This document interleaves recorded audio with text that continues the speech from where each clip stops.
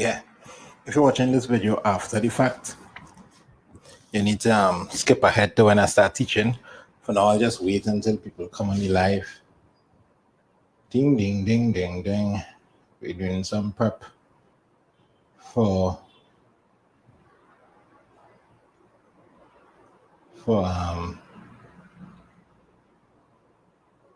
exams now, right? You know what you think? All right, I've seen 26 people here already.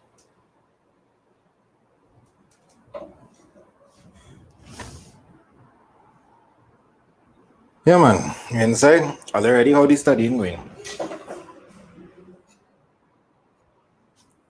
So we continue in 2017, and I could send my questions that you all want me to do in the Discord channel if you're in the Discord channel.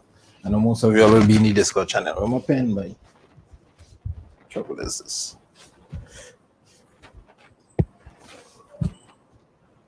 My pen, boy. You're about to put on a good study and you have your equipment, boy. All right, I find one of them. See me iPad pen here, but I use this one. All right, so we continue one time. Given that I just put up the one before for the next question. But given P is equal to 2I plus 3J and Q is, this is 2017 past paper. And Q is equal to I plus 5J. I do advance in a while, but since yesterday and when I started teaching when I stopped teaching my class, I really look at no advance since then. So you'll be when I get to see me figure out things as we go ahead. So given that P is equal to that and Q is equal to that, the product of the two vectors P and Q, product of P and Q. So they're speaking that product. You can write it anyhow you want to write it. The product would indicate, let me just, you all can feel free to throw out answers. I multiply this by this and you add it to this by this, the coefficients now. The coefficients of the I and the J. Another way we could look at it is like if we had 2, 3, dot 1, 5, you just have vectors in I and J for CXE. So this is going to be 2 plus 15, 17, some kind of thing. So that's how this thing is working, yeah? Double check and tell me if I get the answer. That product is always a scalar number again, and then the angle between the vectors. Well, the formula for angle between. What's the formula for angle between the vectors? I wonder if there's gear that any formula sheet. Always do this again. Is it this one? Cut it. Wasn't really that one I was looking for. Keep pressing the wrong thing in this way. Is it this one then?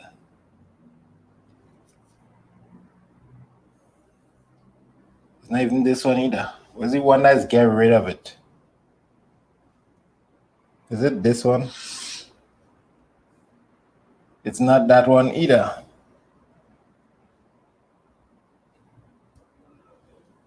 Let me get this once and for all so I could How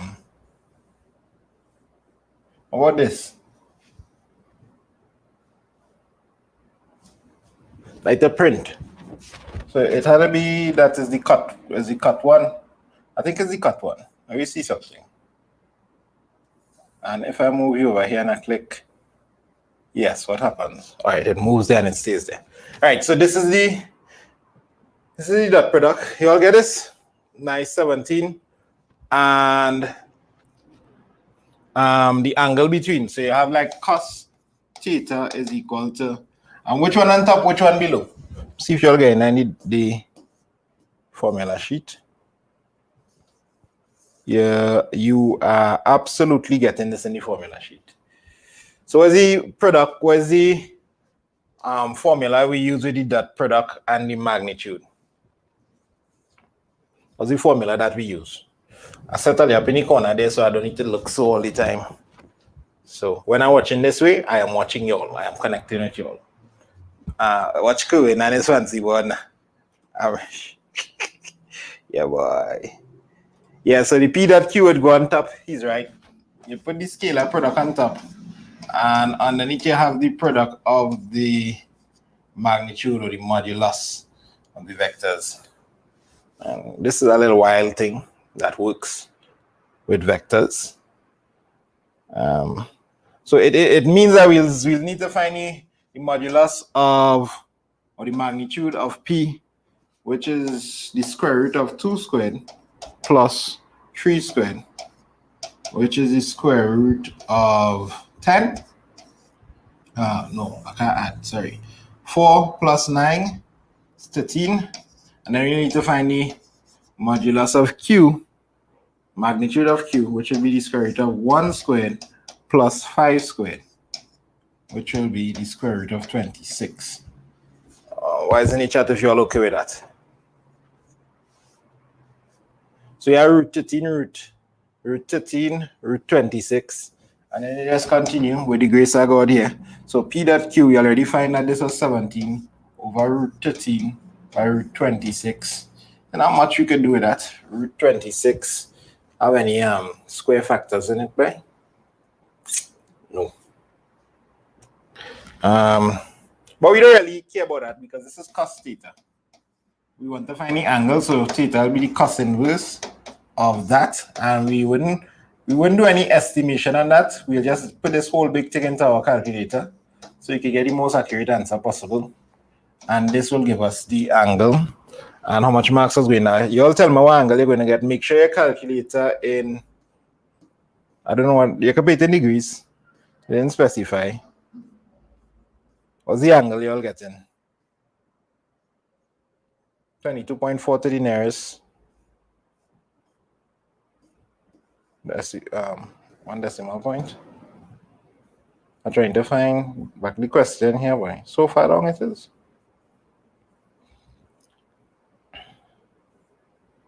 Yeah, they just ask for the angle between so you can get them. It's in degrees. Make sure you write what it is, right? 22.4 degrees to 1 decimal place. Rate out of 10 how much you understand this question. This is a simple vectors question. Vectors normally comes in a nice simple format for add maths. You don't really get too complex in vectors. Vectors is something that you study, you have it for add maths.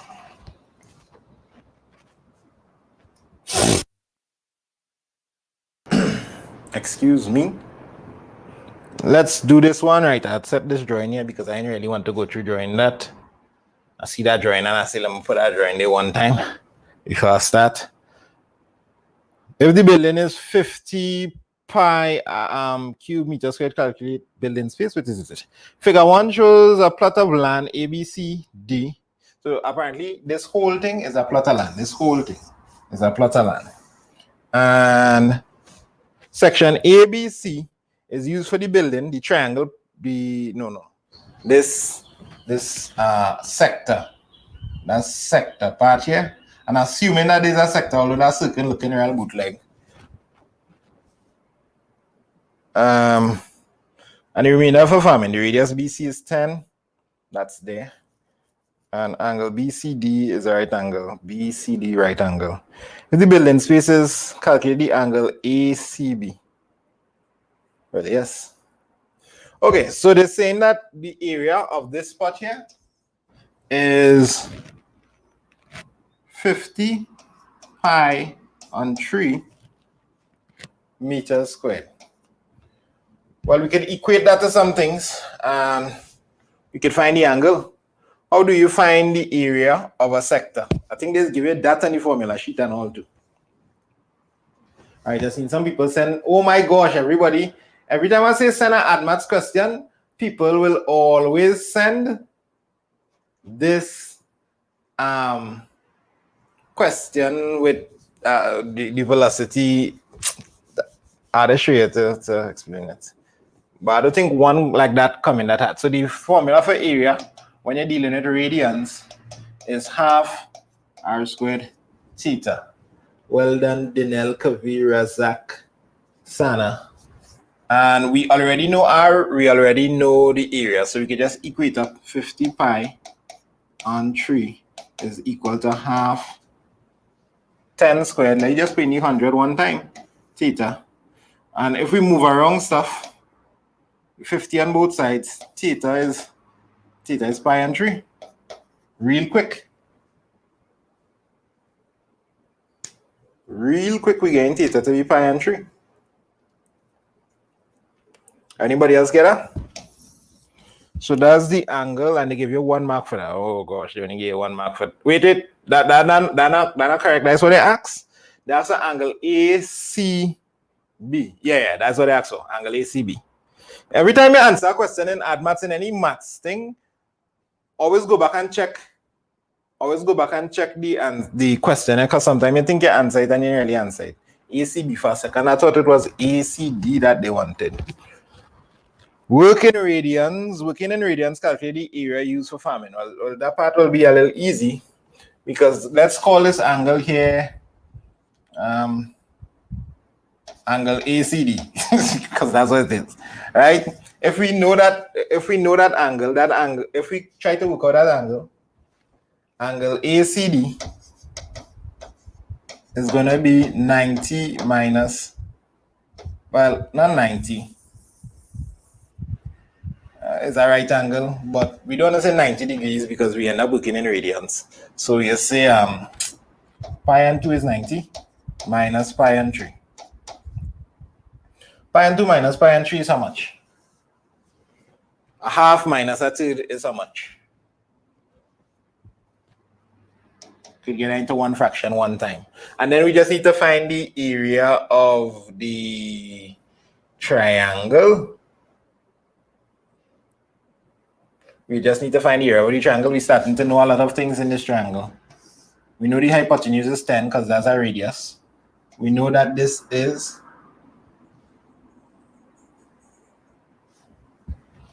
yes, 1/6 pi, pi and 6. We know that this is a right angle. That's enough information there to find the area of that triangle. To do it a few ways. You can do it a few ways. I think the key most people will do is try to find the height and just use the normal base by height or what are they thinking to do? What are they thinking to find is the area of this triangle. Or you could find this side, half AB sine C. You could use that. That's something like the better thing to do. What else you can do to find the area of the triangle? What y'all thinking to find the area of the triangle, people? Somebody saying half r squared sine theta. That's the area of a sector. Yeah, brother. Get the height and then use normal. I'd go for the height and then use the normal formula. If you go for the height, then you still need to go for the base too.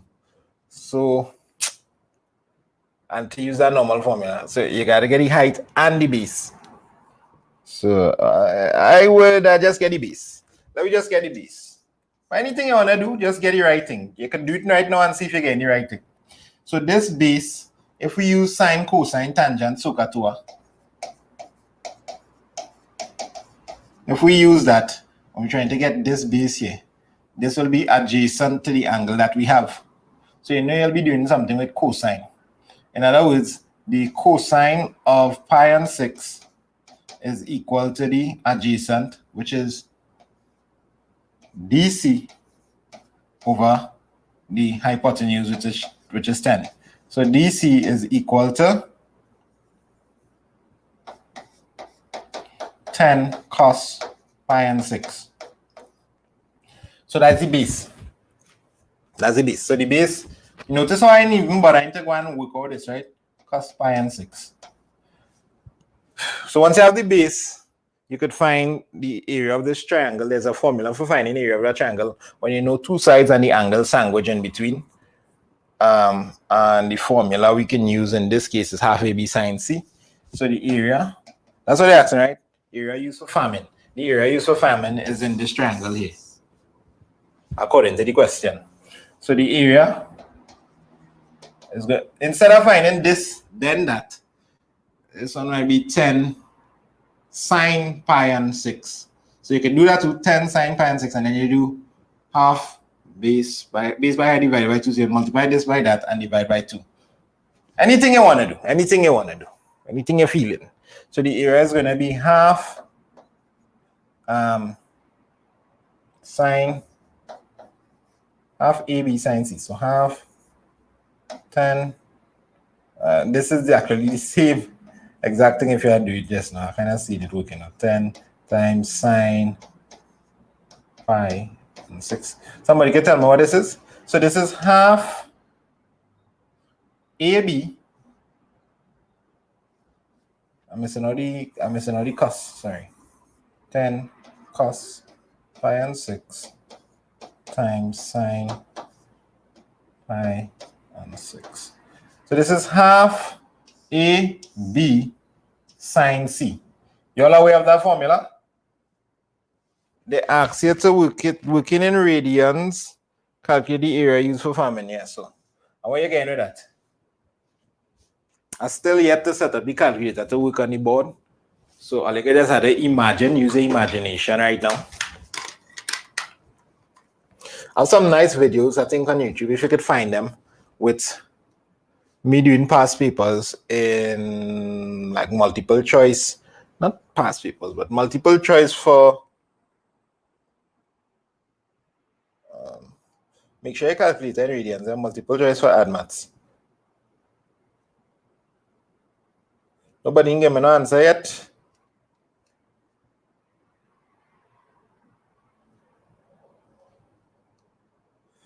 The people who confuse don't realize that they're overthinking it right now. They didn't even realize. You done do the hard part already.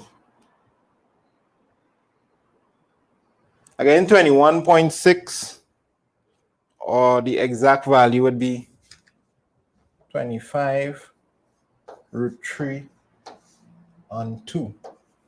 What was the area meter squared? Just to double check and make sure that's something good. Yeah, that's something good based off of that. Based off of this. It's comparable now, the areas. So this is the area of the triangle. This is the area of the circle thing. Okay, so let's just recap this question.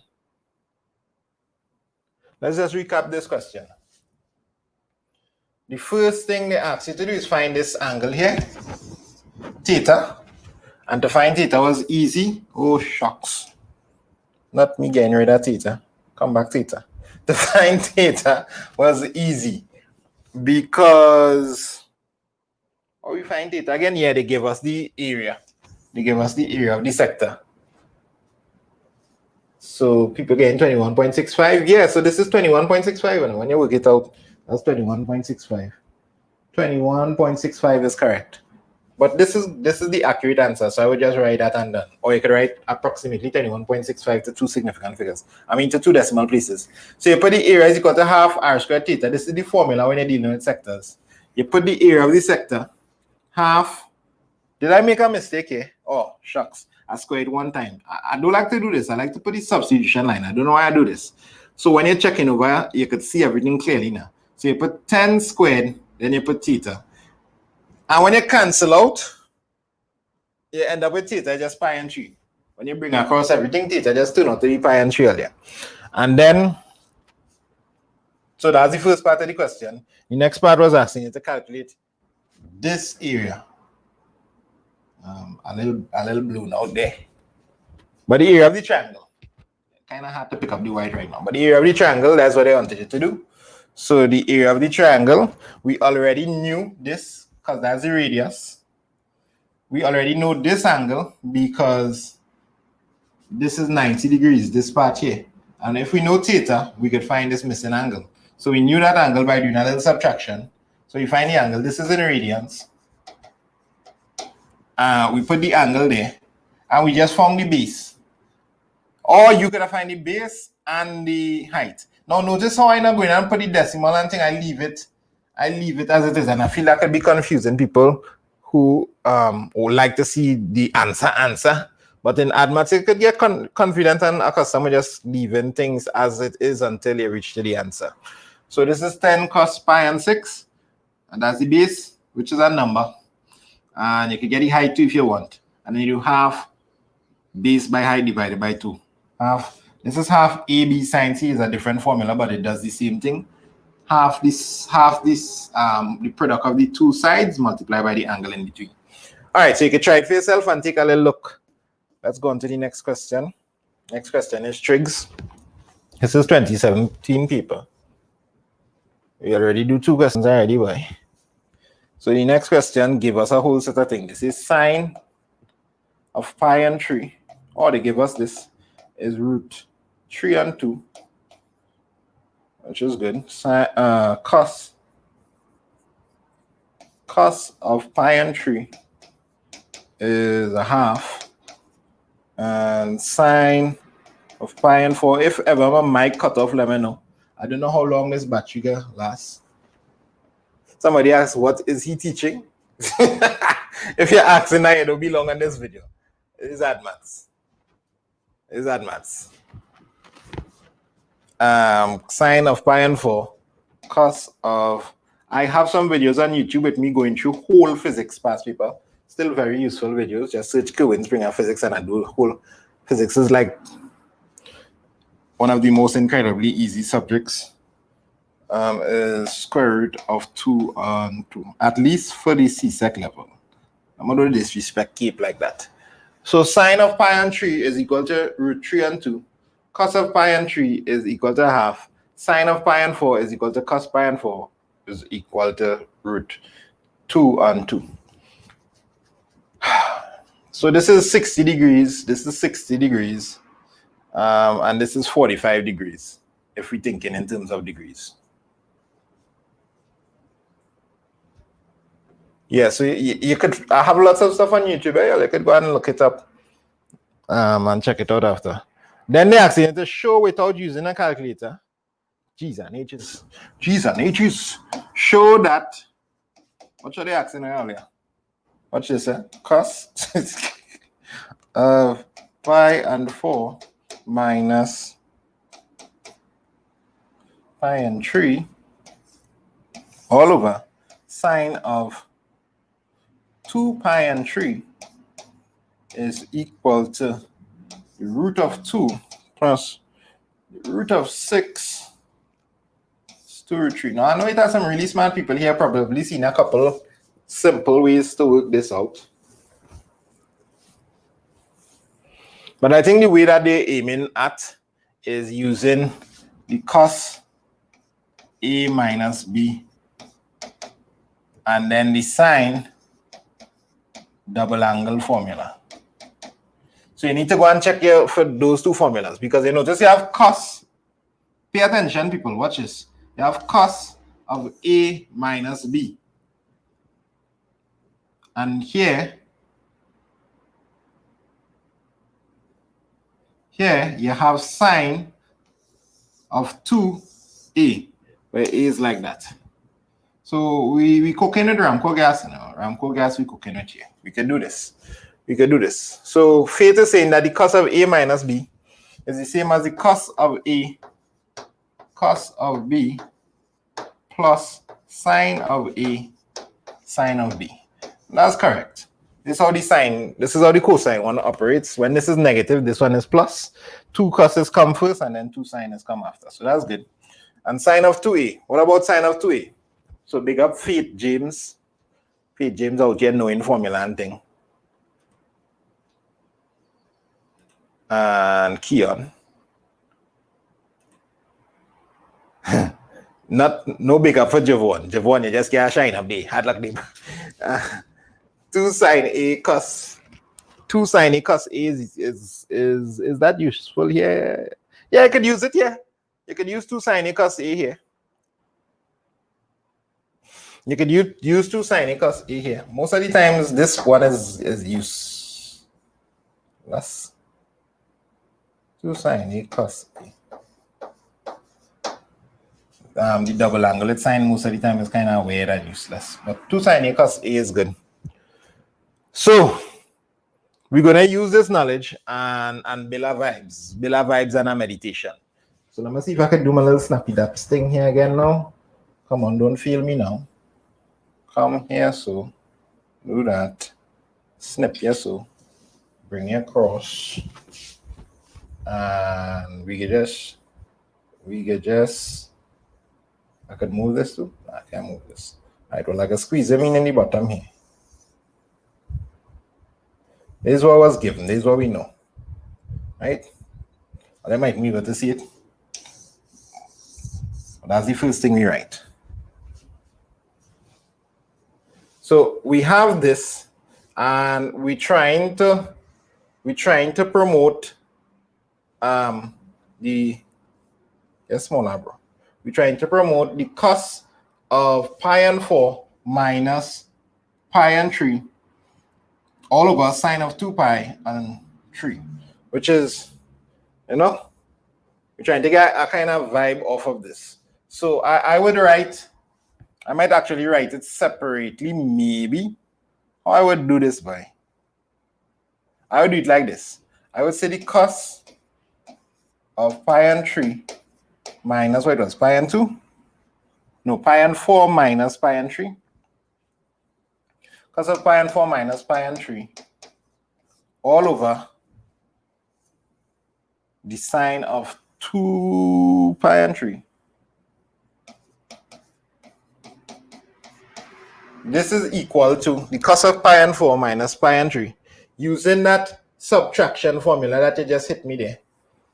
Right? Compound angle formula for subtraction for cos. I had cos of pi and 4 multiplied by the cos of pi and 3 minus the sine of pi and 4. And this would have been done really quickly in the exam because they're all prepped up and thing. Right? That's the numerator. According to what Feet and them tell me here. There should be a plus, right? So cos A minus B, cos A cos B plus sine A. Did I put a plus or a minus? My bad. And then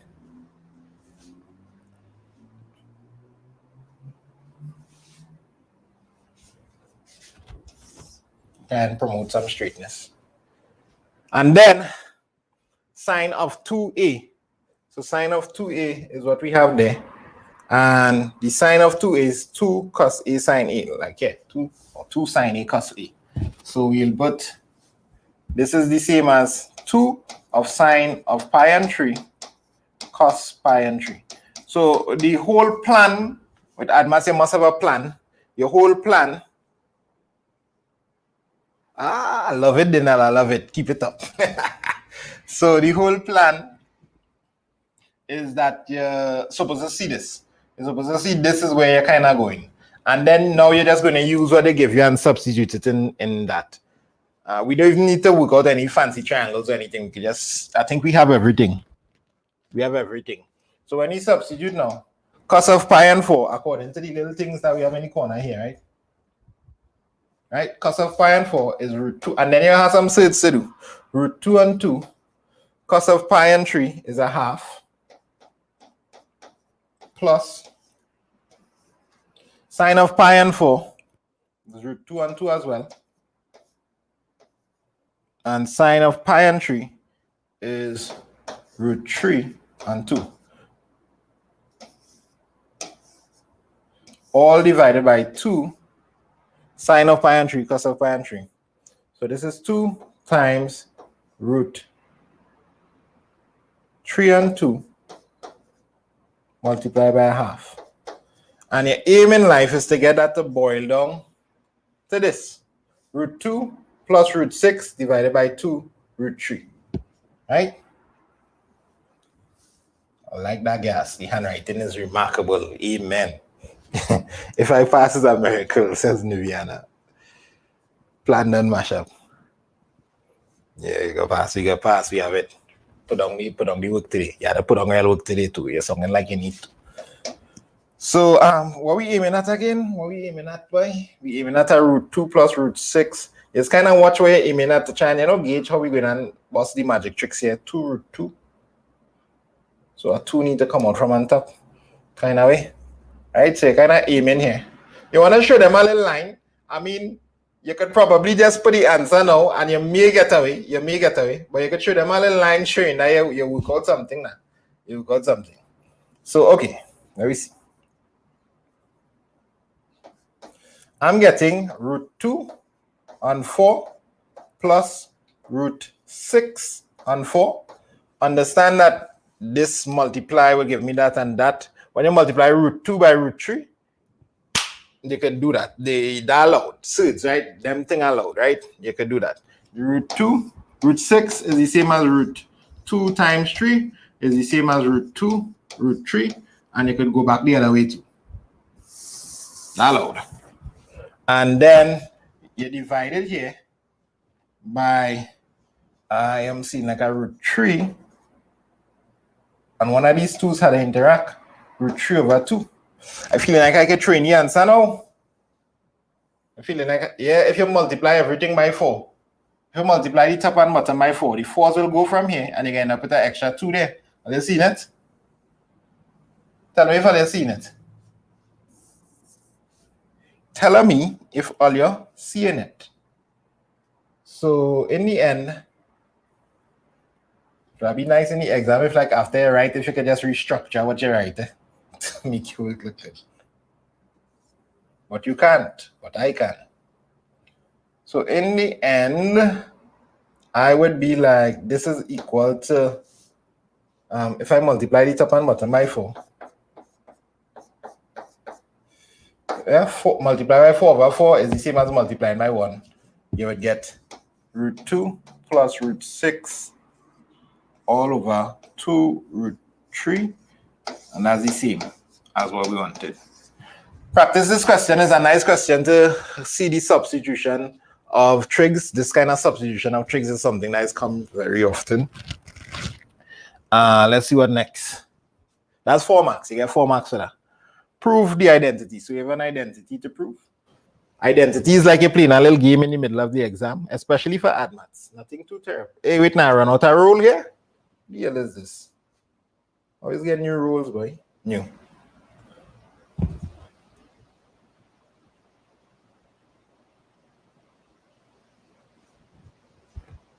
Damn. Not a white. We can't work on a white background. Black fate. Make sure my pen in the correct colors and thing. Nice. Think a good day. Yeah. So prove the identity.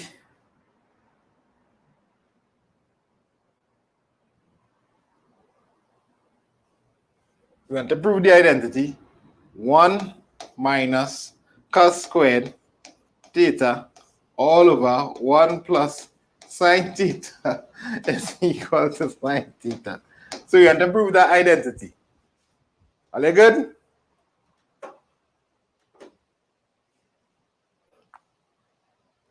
I thought I get hacked there for a second. Are you good with that? You see how my screen cut off? And it jump across there? I'm going to put my questions back in the dance.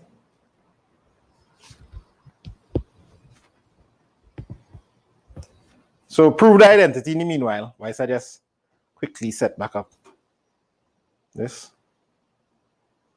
All your good day. And then I need you to come back over here.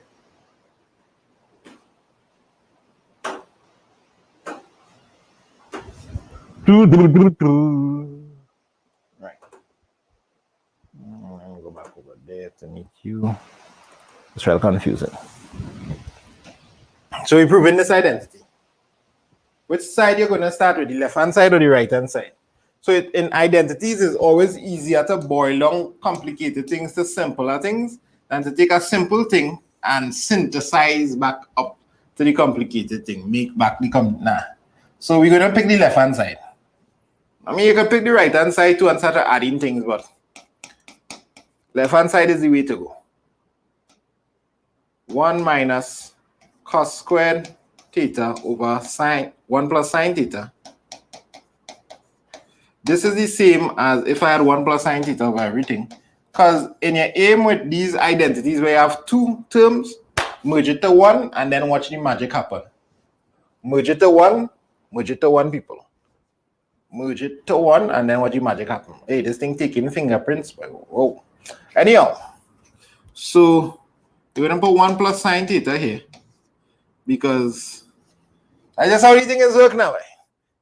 1 is the same as 1 plus sine theta over 1 plus sine theta, or whatever I wanted it to be.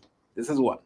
So it's like I say this into that, and I know the LCM thing is good, right? That making sense to everybody. I mean, if you understand how I get this here, you could be in a little problem so later.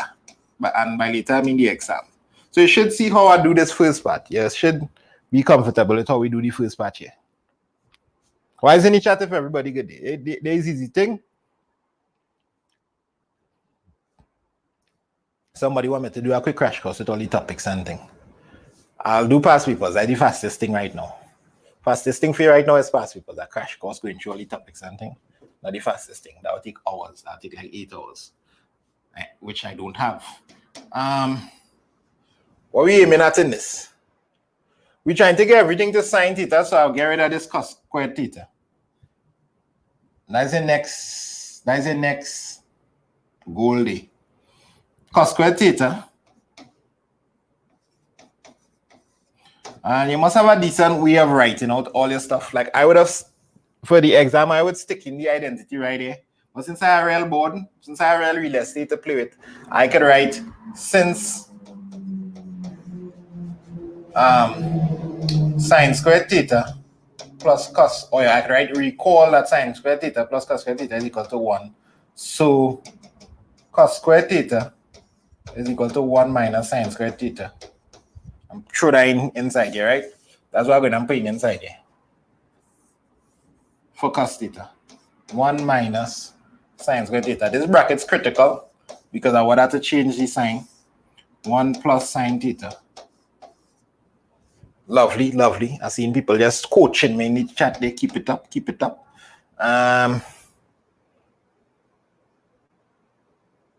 And you see the answer there. You see the answer there. A little vision on this, and you see the answer already.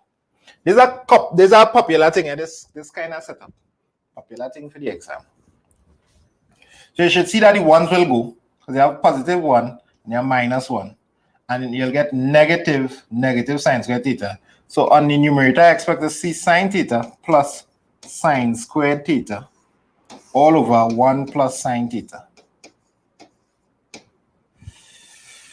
And you could kind of put the answer in the next thing, because if you factorize out sine theta, I'm gonna get my little snippy snapper there. We could call this by, I'll call this the snippy snapper. Hit him there. Just now get faster. There. Bear with me. Boom, bang. And just start writing. If I factorize out sine theta out of the numerator, I should see that this is going to be 1 plus sine theta here. And lo and behold, what is the numerator? Also 1 plus sine theta. It means I could cancel this and cancel that and just end up with sine theta, which is equal to the right-hand side. So there's a proven thing there. Rate out of 10, how much you understand this one? So like if you started with the right-hand side, you would have had to immediately deduce that you want to multiply by this denominator, top and bottom, 1 plus sine theta. And that's madness, the sine theta. And then you want to split it into 2 fractions and things. So you have to stick in the denominator if you're trying to make 1 become 2. You're sticking in the denominator. But it's a little trick that I could learn maybe if I had an identity throw itself at you. Let me see what's next. What's next is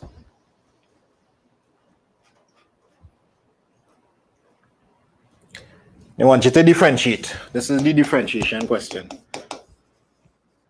Differentiate 1 plus 2x squared or cube and x plus 3 with respect to x. If you can do that, type Y in the chat. So this is going to be a product rule here for CXC students. So we'll say let y be equal to, because we only y, so we could write little dy dx, we like that. Or you can say let f of x and then you write f prime x, however you want to write your differentiation.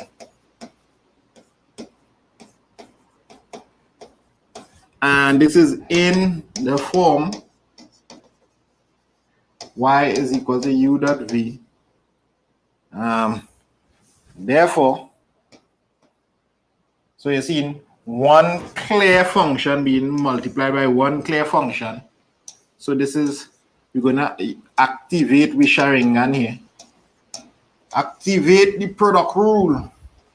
Now, you're not writing all of that in your exam. I just put that there for you. So you'll be like dy dx. You're writing all of that part there, but not the up part. Dy dx is equal to, everybody good there? Dy dx is equal to, the product rule is simple. U dv dx plus v du dx. And this one, if you mix up the u and the v, it's not detrimental. And the quotient, the v is first. So you could go and check back your code. But I think there's given the product rule and the quotient rule in the formula sheet too. So what we like to do in this case, bring all these snippy snapper there. Oh, you can take a picture and just post it on the grammars. Let all your friends know things happening out here. We like to set up with u dv dx first now. So you say u is equal to 1 plus 2x. So du dx will be equal to 2. Hey! I lie. That's wrong. Oh gosh, they go, well, let's use the chain rule here. I'm using no chain rule on them here, nah? And no space. Du dx. And by that cube, I leave all the cube by. Du dx in this case would be equal to this multiplies and you multiply by the differential in the brackets. So you'll get 6, 1 plus 2x squared.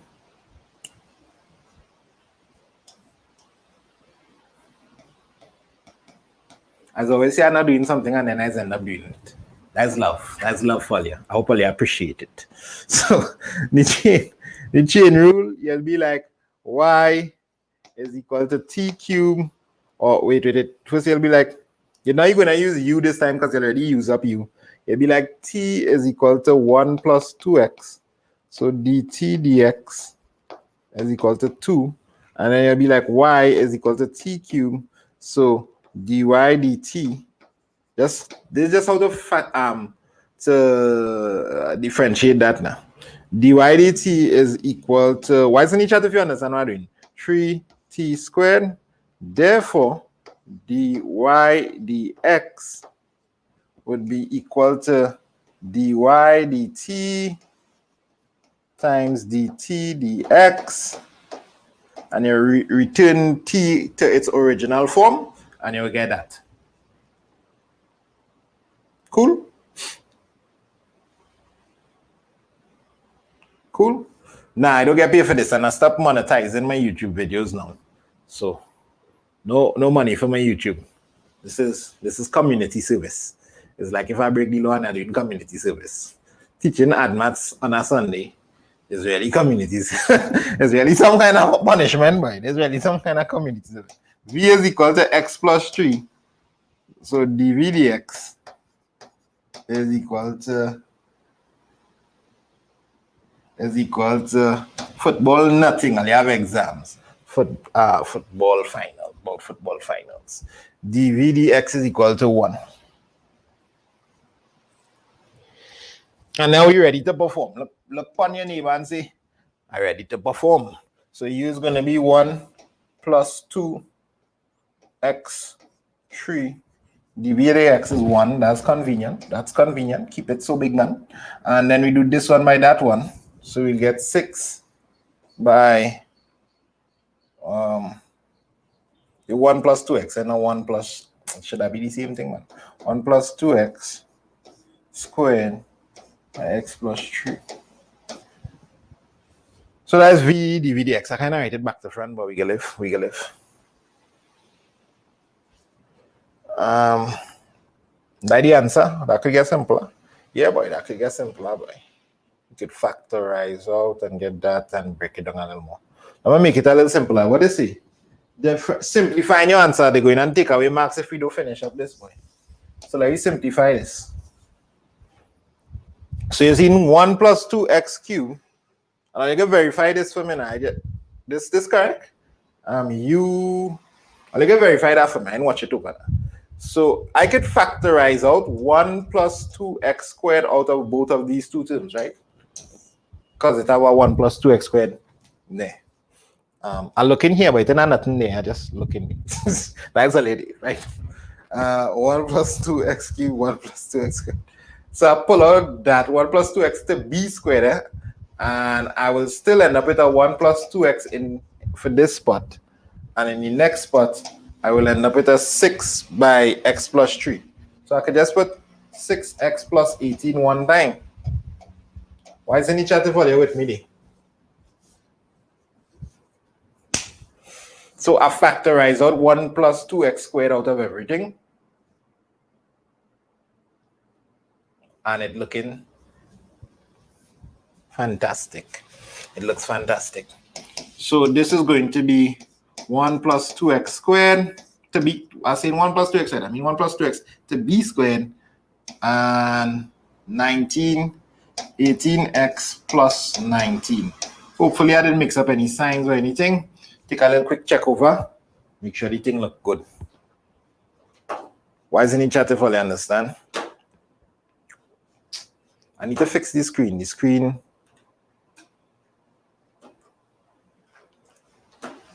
doing funny business. I just need to run 1 second there. Afterwards, I will look at some of these questions I'll place here. One, you come out there, apply. Boom. I should be cooking it around cold gas there. Isn't it 8x? Why I say 18x? 2x and 6x is 8x. Why I say 18 though? I just know what's be going on in my mind sometimes.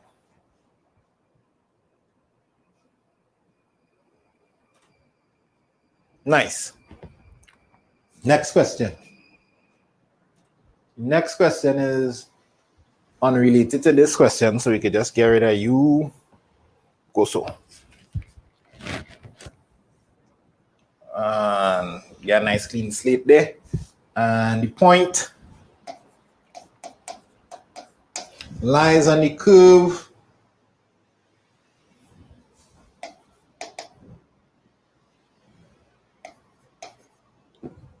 of 3x cubed plus.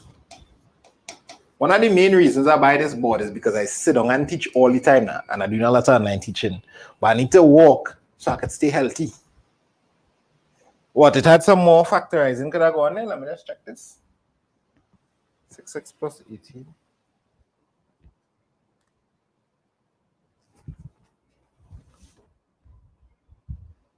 I mean,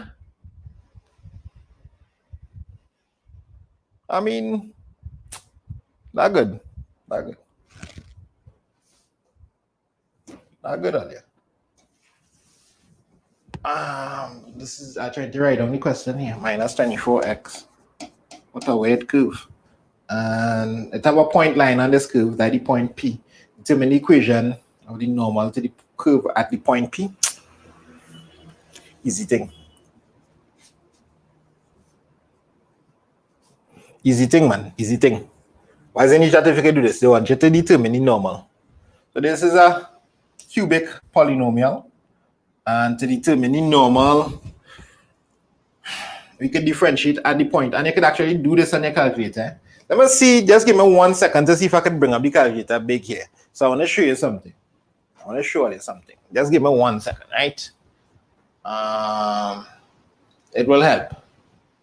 At least if you have the right calculator, it will help. If you don't have the right calculator, you can just be like, damn. So good. Let me just make sure it's in the right spot. All right. Let's see now calculator. Nice and clean.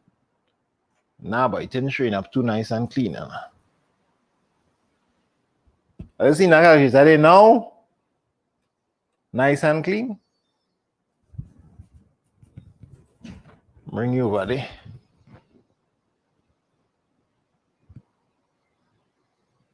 Well, let's still see the equation.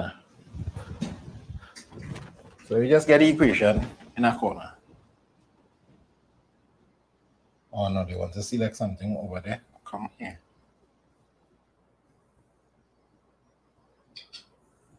Yeah, let's move you up here, bro. Let's try to do this again.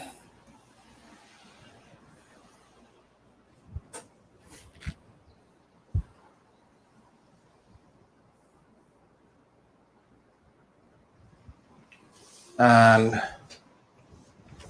just so you could see everything I bring across the screen too. So you can see the screen of what going better. Seeing it, right? So that's not supposed to happen. Why the calculator run away for? Okay, where did the calculator go? Just now, let me try that. Let me try a take two. Calculator, calm yourself now, man. It don't want me to touch it. Calculator, don't want me to touch it, yes? All right, I have to use my mouse on here, but we can live. So I just setting it back up into the normal mode. So I wanted what you could do is differentiate the equation. And then say we're going to find dy dx and plug in the point -2. But I want to show you that you could use your calculator to quickly get this answer. To quickly get the value of the gradient of any curve, any polynomial at a x value. So I can't touch it, I don't remember. So I don't know if you all seen it clearly. You know what? All of this simi in call for. I know what I can do. I can just share the calculator directly.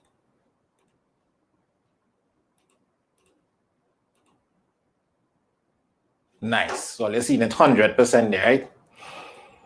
So the equation now, I need to make it bigger so you can follow.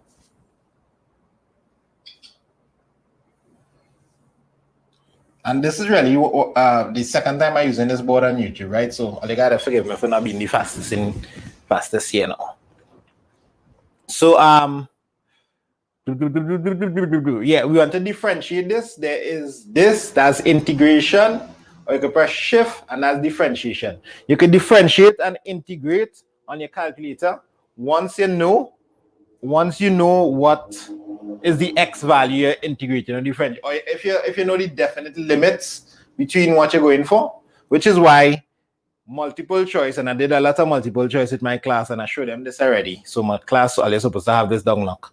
Multiplication is incredibly when they give you integration in multiple choice, yes, be able to mash up a lot of the questions using this incredibly fast. Anyhow, so let's do the differentiation. You want to differentiate 3x cubed shift. So I just setting it in using alpha to get at the x, right? 2x squared alpha x, you understand? Plus minus 24x. And you could just type this on your calculator really fast. I taking a little while because I explaining and using a mouse. And then you put which x value you want. The x value is negative 2. You probably can't see there, but it's -2. Right? So you put -2 and you just press equal. And you get the answer, 4. The gradient of this curve at the point -2 is 4. Now you still need to show you're working. But it's like you secure the bag already with the answer. You're 100% sure they're going to get the answer. Why isn't it chat if you understand that? I was only going to show you it once. You get to see it once, and that was it.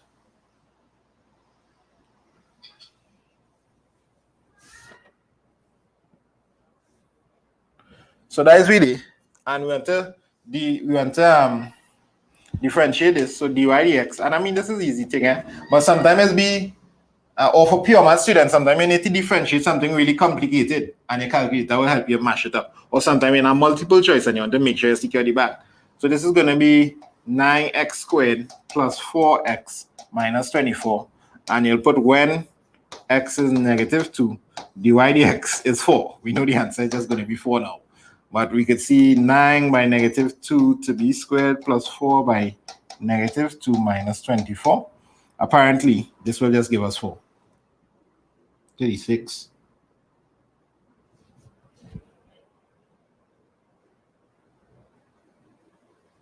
Yeah, so you get 36 minus 32 is 4.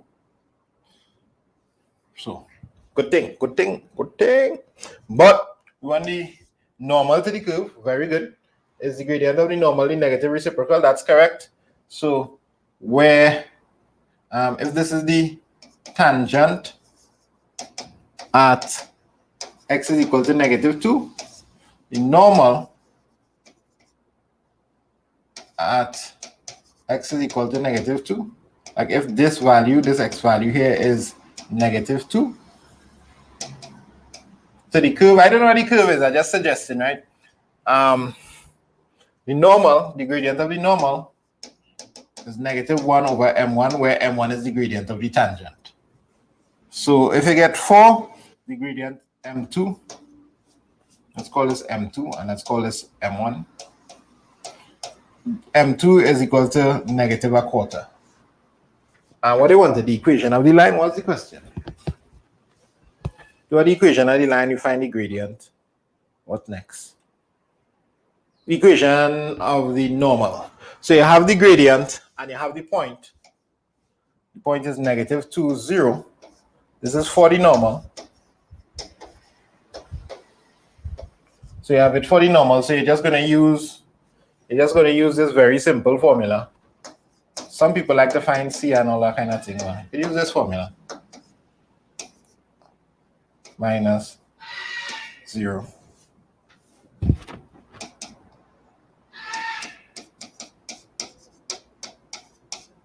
So this turns into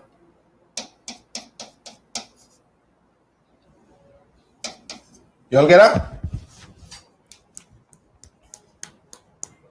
Why isn't it try to figure that? For the equation, for the normal. Next question. Water is poured into a cylindrical container at the right of this question. I'm gonna wait for the checkers. For the people who doing it with me. And see no comments. Yeah. Yeah, you all get that. Cool.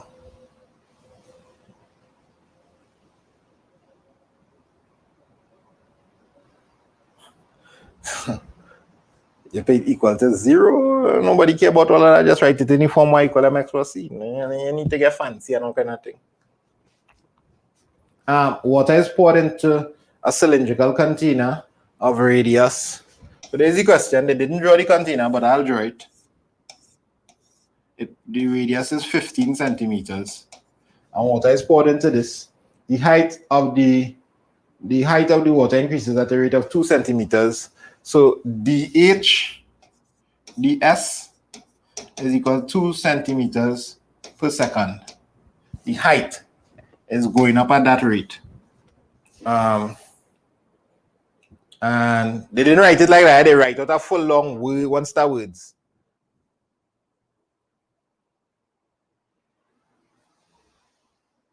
Or getting negative 2. You have a problem with the negative 2 and make a mistake here. I think it's not negative 2, it's a quarter. A quarter is a negative a half. Is it negative a half? This is negative by negative, so this is positive. The sign's good. And then a quarter of 2. Yeah, sorry, my bad. Forgive me. Is it a half? Is it a half? It's a half. Negative a half. Yeah. But in the exam, don't do like me. Don't just do things in your mind quick and jump to the answer. Like when I seen something, I just jumped to it, but check through your little arithmetic and thing.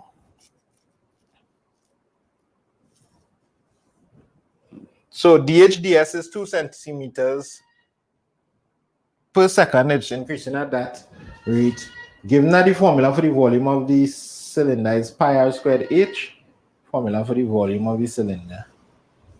Okay, so for the volume of the cylinder, I don't know why they give you this, is equal to pi r squared by h. You're supposed to know that. Determine the rate of increase. By the way, that noise you're hearing, that screaming noise, that screaming noise, that's a part. I don't know if you're hearing it, because this mic is kind of only pick up my voice. But it's not the part now. Determine the rate of increase of the volume of water in the container in terms of pi. The rate of increase in terms of pi. So they wanted to find dVds. The normal rates are change question. They give you the formula here so you can find dVdh. You have dHds, dVds. That's a no-brainer. How much marks they giving you for that one? 5 marks. Go on. I'm gonna read the question again properly. The height is 230. It had no trick with units or nothing. Given that the formula, determine the rate of increase of the volume. All right. Yeah, find the max. Find the max song like sauce boy. All through my official class and thing in the student of that part, don't give me a chance in that part to just be making noise right through. I feel the owner is telling part, hey, live, make noise. All right.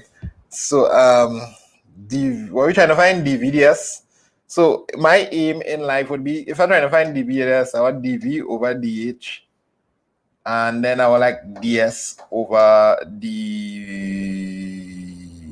want dH over ds. So I kind of seeing who I want to go, which rate's changing, because this is changing at a rate and this is changing at a rate. So if I get them to multiply each other like that, the rates cancel each other.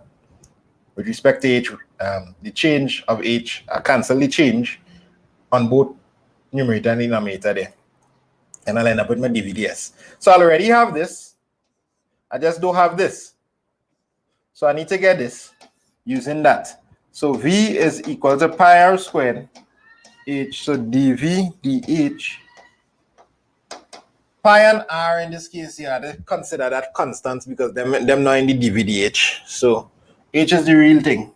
This is like if I'm saying one stand numbers by x, and if I tell you y is equal to any kind of numbers by x and I tell you differentiate it, you will just get the numbers. I hope all you understand what I'm saying. So when you differentiate dV, when you differentiate the volume with respect to the height, this is the variable. The others are inconsequential in this differentiation. So this is going to be just pi r squared. The height will go because it was to the power 1. And now we're ready to mash it up. And if I could scroll upwards like this, that would have just killed the game there. If the board could have go, not only scroll this way, but scroll this way too. That'd be all over the place, like a mad professor. All right, so what I looking to do, I looking to substitute. I look into pi r squared here, and they want me to find determine the rate of increase of the volume of water in the container in terms of pi r squared, and this is 2 multiplied by 2. What's the answer? So it will just meet advances. Imagine doing advance a few months later.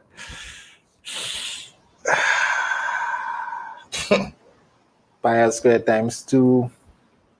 And some pure maths lives up here already too. I mean, let's act like it are nothing on the channel. It are things out here. Pi r squared by 2. What is the one to us to find? Given the formula for the volume, the height of water, determine the rate of increase of the volume of the water in terms of pi. Like they didn't even give you a height.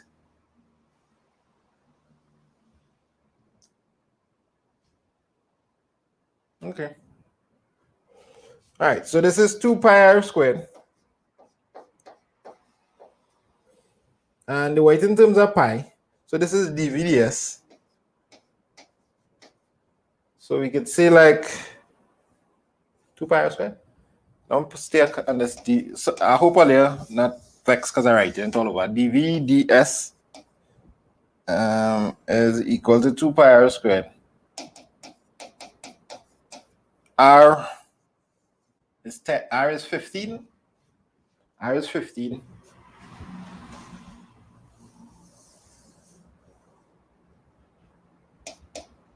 So R is 15. So this should be. I just get a little jitter thing. 450 pi. You only get 450 pi when R is 15. Don't do me like me again, eh? Make sure you check this thing. You know how easy it is to make a little mistake here. I'll get 450 pi.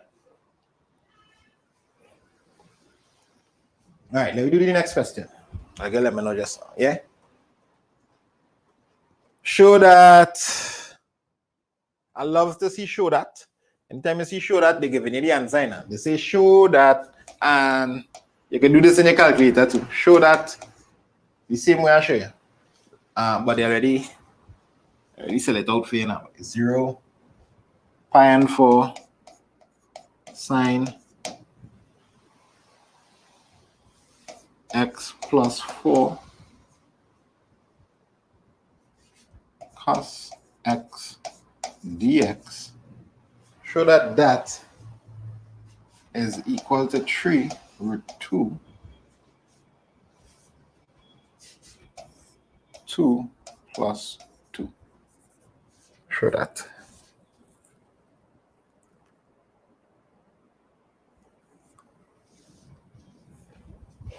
Why isn't it if you can do this? Can you do this? And I come back here so the board could, so the camera could just focus on the board properly.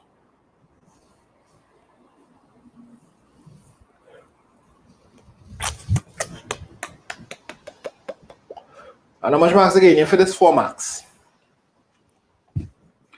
So if we integrate in 0 pi and 4 sine x, we can do it separately, like you could say, whatever, sine x plus 4 cos x. This is the same as if we integrate sine x, you get negative cos x. Integrate cos x, you get, we integrate cos x, we get sine x. But there's multiply by 4, so we just put back the multiply by 4. Even though nobody nothing. And this is between there was no 2 or anything there, right? There was no 2 or anything there, so you need nothing to worry about like that. Integration has been so nice for admaths, then it's turned into one big monster for pure math unit 2. Remember I tell you that. And then 0 pi and 4. And you plug it in. What are you doing here?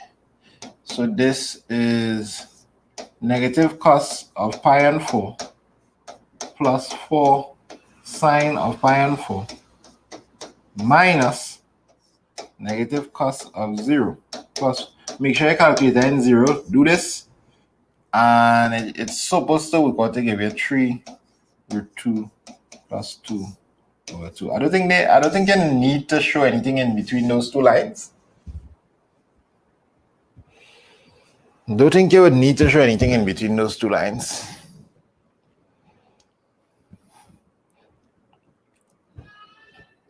If you had to show, if you're feeling paranoid and you had to show anything, you can find what cos of pi and 4 is, put the negative of that. 4 sine pi and 4, we already do that. That's root 2 and 2. Do a question similar to that in the same paper self already. Let's see if I could squeeze in another thing before. Really the answer. But this is like negative root 2 on 2.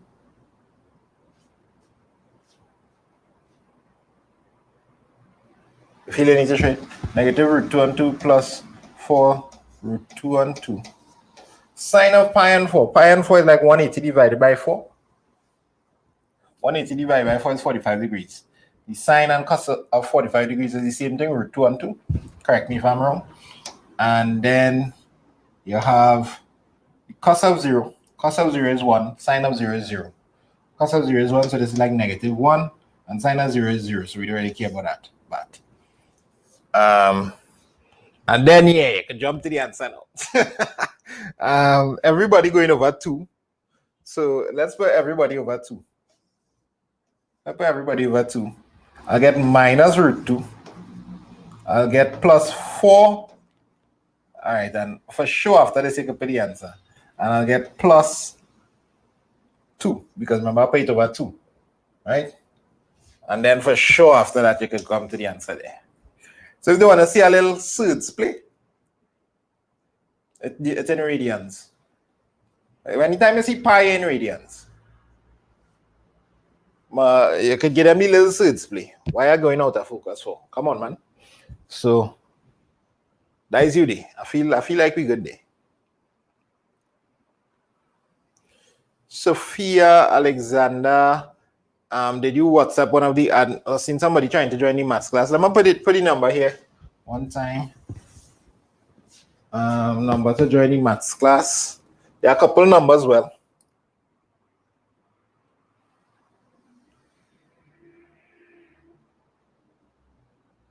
if you want to join any class in the student hub, 47, well, area code plus 1868 if you're not from Trinidad, 472 3952. So WhatsApp this. What is the weekend? I teach in maths and some of the admins may be busy, so you may not get the response immediately, but WhatsApp them now and we get back to everybody. So Sophia, if you already messaged, they will get back to you. Don't worry. Seeing this person. So if you already messaged, they will get back to you.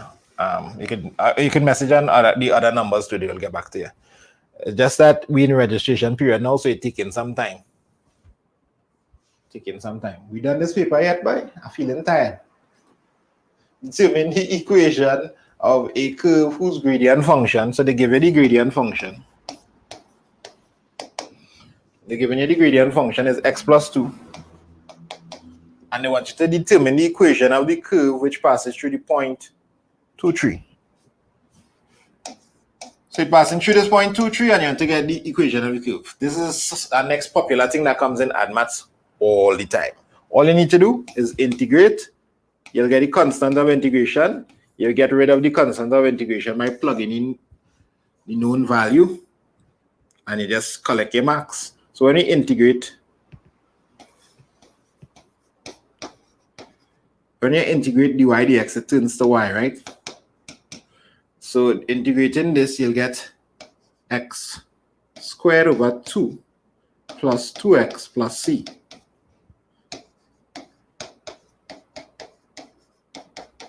To get rid of the c, you see when x is 2, y is 3. So 3 is equal to 2 squared over 2 plus 2 by 2 plus c. Boil this down and tell me what did you get for c?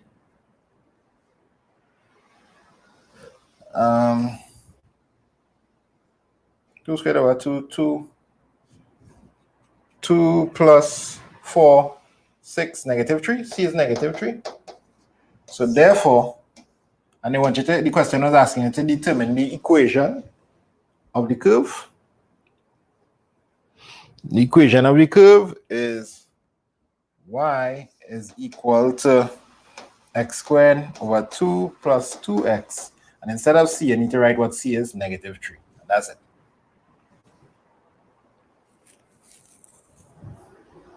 Next question. Evaluate. Hannah, what is the word? And I'll see it. Type something there and see what's going on, Hannah. So evaluate. You want you to evaluate this next up? Evaluate.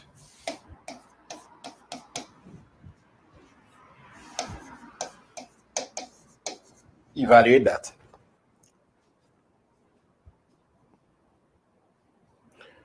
Evaluate that. Once again, you can just plug this straight up into the calculator. Or you want to see me do it again one more time? Let me do it again one more time. It's 3 marks. So you should know how to secure that 3 marks and that you know the answer for sure. And most people don't know this. So you could just say integrate, and you put it in 4 minus x, practice it because it has some tricks involved in this. And you put in your limits 1, 2. Remember, if it's a constant thing, make sure you're in radians if you need to be in radians. And the answer is 19/3. And what that allows you to do is, if you make a mistake when you do the calculation, you would be able to spot it very, very, very quickly because you already do the answer on your calculator, right? For the whole year, I'm telling you to get this calculator, and I'll still want to get the calculator. Right, so integrate that. What are we doing again? We integrated. All right, so when you're integrating this, I want you to think of this. Think of what this would have been if we had it before. It would have been something like y is equal to 4 minus x to the power 3. And if we differentiate it, you expect this power to go down. But then you'd have had what you'd have to do? You'd have to multiply by the power. So you'll have a 3 multiply here. So when we're going back up, we have to divide by whatever power it is we're doing. But you still, and you'll also need to divide by the differential inside the brackets. Okay, so let's see what's going to happen here. So this is, what's the question? Evaluate this. This is going to be, I want to get rid of that arrow thing, boy. This is going to be 4 minus x to be cubed, and then you'll be dividing by that new power instead of multiplying. And you'll also be dividing by the differential inside the brackets, which is -1.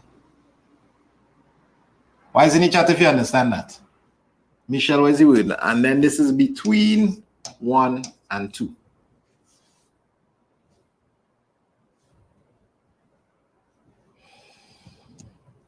All they agree with that? So it's like you have 3 here times -1. When I differentiate inside the brackets, I get -1. So like another example, let's say I had 2x plus 4 to the power of 5, and I say to integrate that. That's going to be 2x plus 4 to the power of 6. It goes up when you integrate, right? The power goes up, and then I will divide by that new power, and I'll also divide by, if I differentiate inside the brackets, 2x plus 4 differentiated, I will get 2. Are you catching the vibe there? So this is the answer, plus c, of course, because it's not definite. That's how it works. So over 12, well done, Hannah. 2 times 6 is 12. So this, I just go forward with this now. Now, this is how we do it for pure math. So there's a little discrepancy here, like AdMath CSEC students supposed to know this, or they're supposed to show how this is done, like show the idea behind this, or you can just do this. I'd say you can just do this. As a math teacher, the student can just do this. This is just a fast thing. So expanding the brackets, is that okay? Yeah, there's another way you can do it. That is another way you can do it. So another way students may look at this is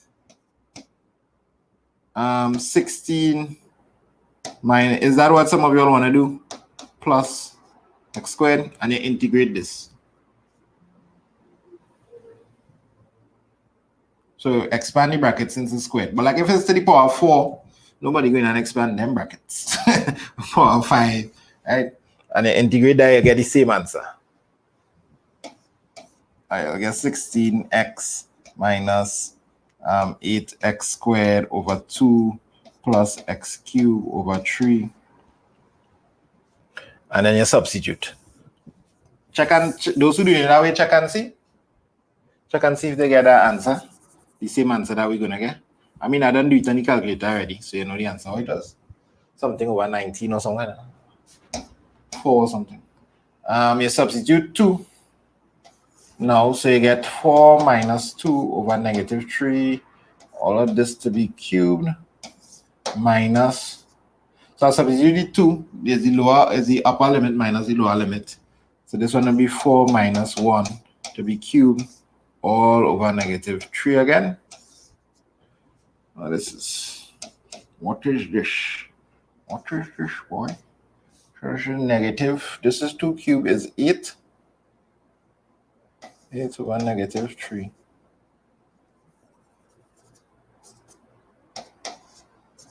Trying to write the thing properly. 8 over negative 3 minus 27 over negative 3. Turns out to be 8 and 27 minus thing, negative, positive 19 over 3. 19 over 3. That's how much you get from before. With the calculator. Yep, that's how much the calculator gave us. 19 over 3. Word. Let me see what else we have here. That's the last question. Come now, man. I'm tired. No, we need to calculate the volume of solid form and the area, blah, blah, blah, blah, blah, blah, blah. And then we have section 4 with some dirty little probabilities and things. All right, so we had to keep going. Calculate the volume of the solid. Volume of the solid, that is pi, integrate, multiply, squared.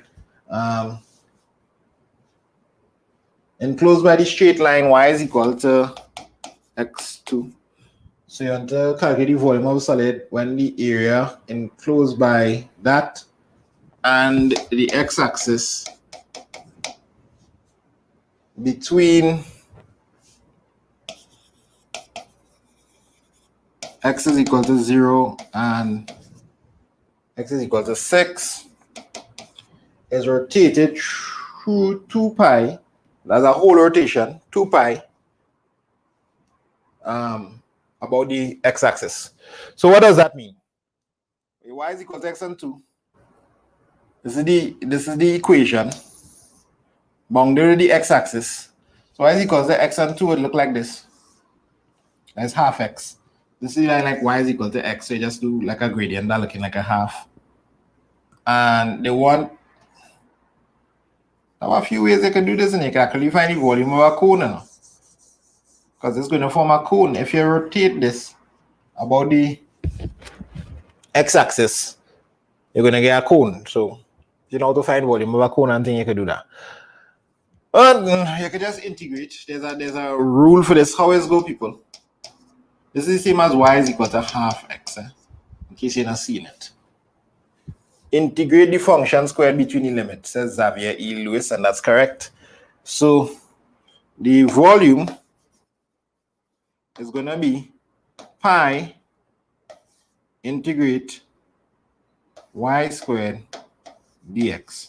Why is it in chat if you integrate, if you believe in that? You believe in that, or you know that, or the teachers teach you that, or maybe a teacher didn't teach you it and you teach yourself it. But once you know it, the thing with this once or twice, and in pure maths is do you this out of wickedness by this. Give you a y here, like some kind of long, ridiculous thing, and then you have to square that, and that's be a headache. It'll be a headache to square it sometimes. So square first. In this case, there is no, you really need to square first. You can just put it in because you can see it. But sometimes you have like x cubed minus 2x plus whatever. And to square this is be a long little squaring process, which is why the calculator could just crunch that for you so sweetly, so lovely. Between the limits, I left out the limits. So the limits was 0 and 6. Nobody tell me I leave out the limits, so we can live. So the volume is that. So pi integrate between 0 and 6. Y squared will be x squared over 4 with respect to x. If you square x over 2 multiplied by x over 2 is x squared over 4. Integrate x squared over 4. Integrating x squared over 4, you'll get x cubed over 12. The 3 will come and dance with the 4, right? And this is still between 6 and 0. 0 into that will be 0, so it's just really 6. So it's really 6 cubed over 12 pi. What's the answer there? How much is 6 cubed? How much is 6 cubed? 26 times 6 is how much? 6 cubed is how much? 216 divided by 12? 18. 18 pi? 18 pi. 18 pi. And what kind of units does working with? They didn't give you no units. Since they give you units with a cm cube or whatever, but they didn't give you units. So you just write cubic units. Or units cube is good as well, Navindra. Anytime you got volume and area, you need some units in your life. Keep that in mind. So you can get that. Cool, boy. I'm running out of energy, but we're going on it, my boy. Next question is a long question. In terms of words. I don't know if it's long in terms of doing.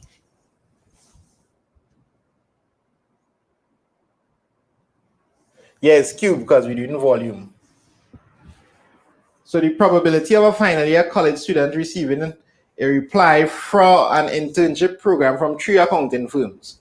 So you have 3 accounting firms, Q, R, S. So receiving an internship, so you have a 0.55% chance, 0.55 chance. That decimal, you could represent probability as decimal percentage or fraction. 0.25 and 0.20. This is different accounting firms earlier. This is the chance that the student will get into them internship. The probability that the student receives a reply from firm Q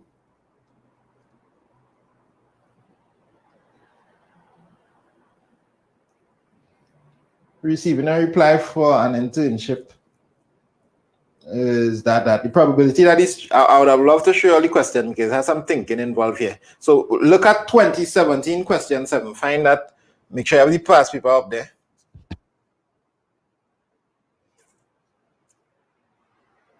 Don't stop. Look at the questions on Discord afterwards. You can see. You can see what's the time going to 4 o'clock. I don't want to stay here till dark. Probability that the student receives a reply from the firm Q and is accepted is 0.95. So it appears that they're saying if the student got a reply from this, then accepted. If they got a reply, the accepted is 0.95. Understand? So the reject. Once they reply to you, if them replying to you, the chance they again accepted is 0.95. The chance they again rejected will be 0.05, coincidental. I'll just put that for kicks. The probability that the student receives a reply from firms R and S and is accepted is 0.3 for each of them. So the accepted probability in this, that's if they respond to, right, is 0.3, and for this one is also 0.3. So with probability, you kind of need to visualize everything really nice before you start. What they say, draw a tree diagram. So this is what's going on in my brain, and then they want you to draw a tree diagram. So this is an ideal question for a tree diagram. Tree diagrams have so many different conventions depending on which part of the world you're in.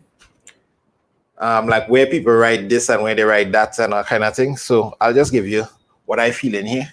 So you have 3 firms. Make sure this add up to 100. It does. All the branches always need to add up to 100. I don't want to run out of space. What do you decide here? So this one is 0.55, this one is 0.25, and this one is 0.20. And this is QRS. That's what it was, right? QRS. And then chances of accepted, rejected. Go up a little more. Q, accepted, rejected. Why isn't it chat if you understand that diagram now not going to happen there?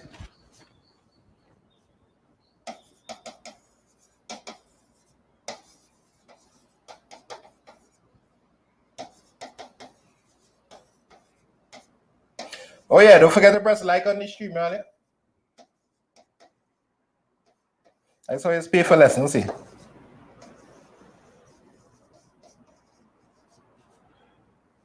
So this one is 0.95. Now, sometimes they'll write the QRS on the line and they'll write the probability in the space. Sometimes they write it there. Whichever convention you're accustomed to, use that. I don't know. 0.95, 0.05. Notice how each branch adds back up to give you the one. This one is 0.3. So here it'll be 0.7. 0.3, 0.7. So if probability 3 come, that is the best thing to come because that one is be straightforward. You just need to multiply things. Determine the probability that the student will be accepted for an internship program. All right, so what's the probability that you're going to get accepted out here?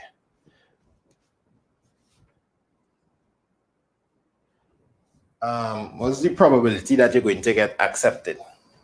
So you'll need to look up the sum of all the probabilities for accepted.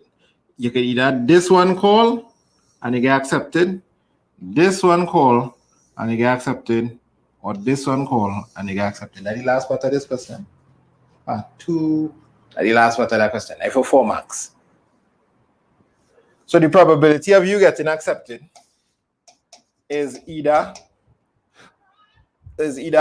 Q call and you get accepted,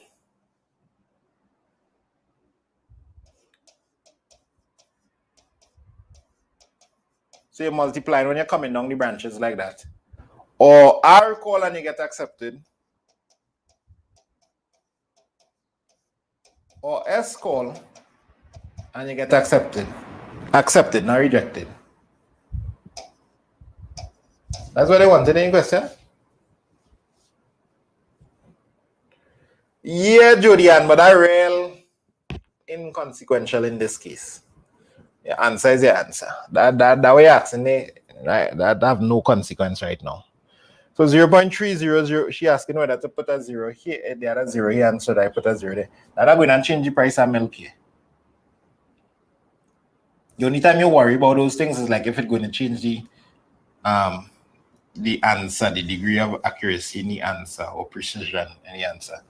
So work this out, and everybody telling me this is 0.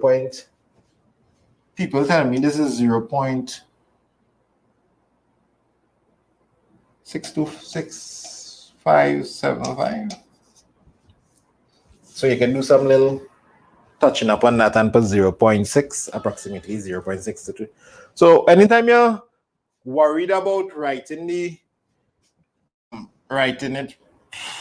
where's what I want to say the estimated answer, just put the accurate answer first and then pay your estimate and then write your estimate. So they didn't tell you to estimate anything. So you just put two decimal places afterwards. Because it seemed like the convention in the question was to go up to 2 decimal places. Understand? So you just give them it back there after. I hope you're good with that. I thought the next slide done already.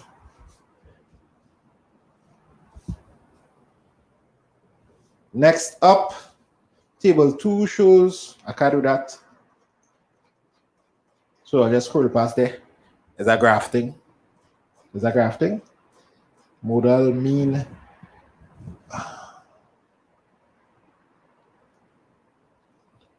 All right, I do questions like that already. That this whole 2017 part B is a CSEC Maths question. That question can literally come in CSEC Maths. That question is not a graph. So I'll just talk it out for those of you who are following.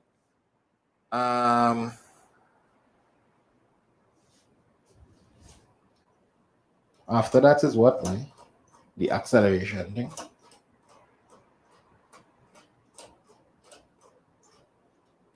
I have a couple of things to get done in the student hub before I bust out.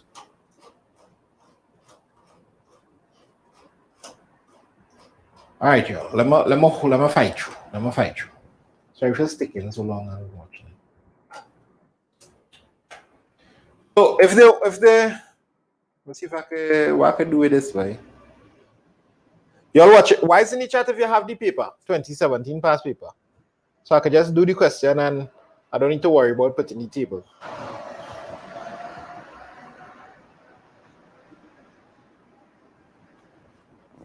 You have it, right? I mean, if you don't have the past paper, what is it really doing out here this Sunday before maths exam?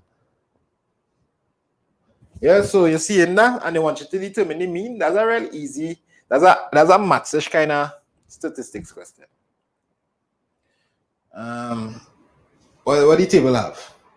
Length in 20 spindles prepared by a carpenter to build a railing for an existing staircase. To determine the mean, you just add up all and divide, right? So there's nothing in there, nothing. The modal height, you look for the one that came the most. 25.2 was repeated.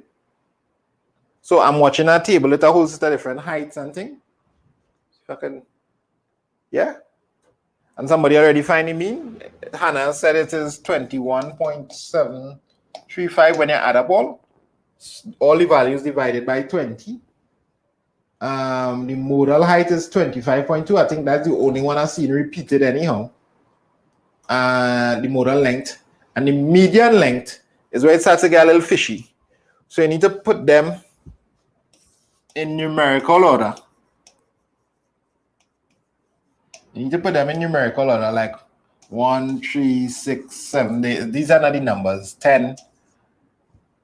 And you can do it like that and find your mean. And if there's two numbers in the middle, you find the average. You find the average of the two numbers. And then they ask for the interquartile range. The final thing was the interquartile range. This was a real simple statistic question. If they ask for the interquartile range, I'm going to put a little more values. I'm just making up values here. This is not what came.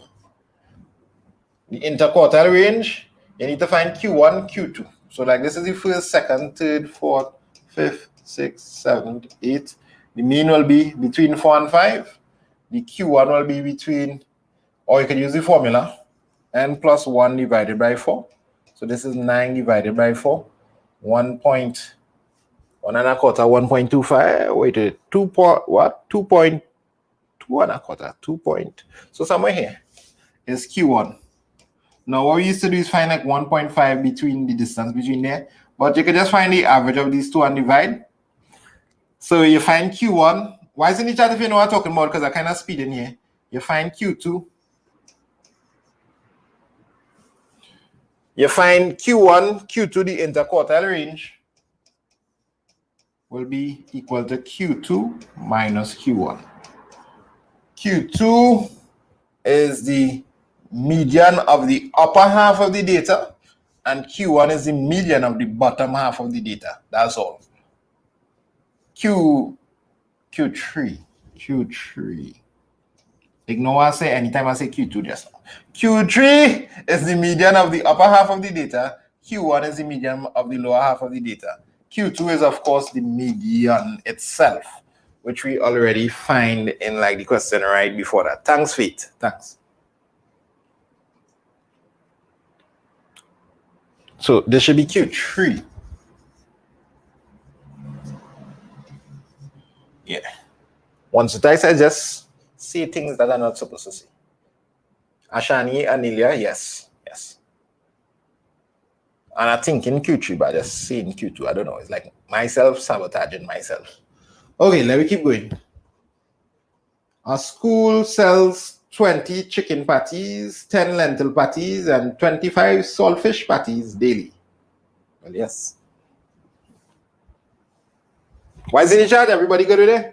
Everybody good day? School sells 20 chicken patties. I feel I should write that. Chicken, 20, lentil, 10, chicken patty, saltfish, 25.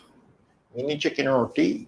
On a particular day, the first student ordered 2 patties but did not specify the time.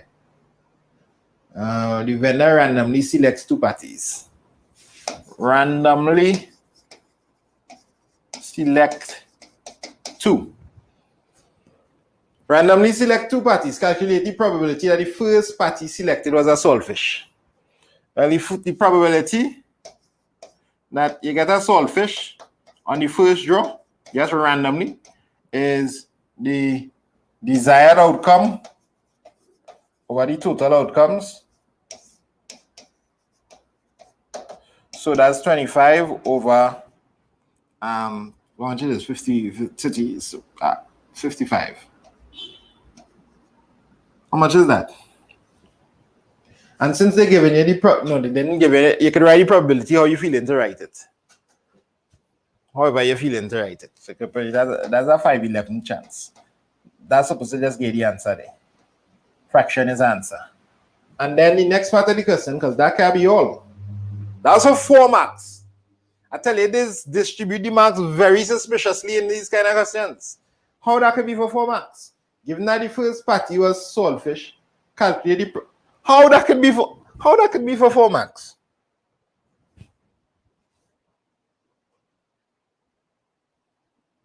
How? That's 2 marks max. Maximum, that is 2 marks. You what students do in this paper and writing out everything neat and statement down, everything down to the end to make sure that 4 marks and no marks and slip out there. You must gain a mark for this, for this, for this. For this. How you gain? How I distributing 4 marks there? That real suspicious.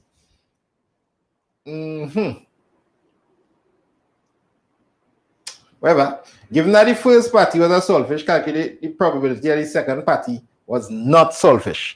So you're done, remove a saltfish.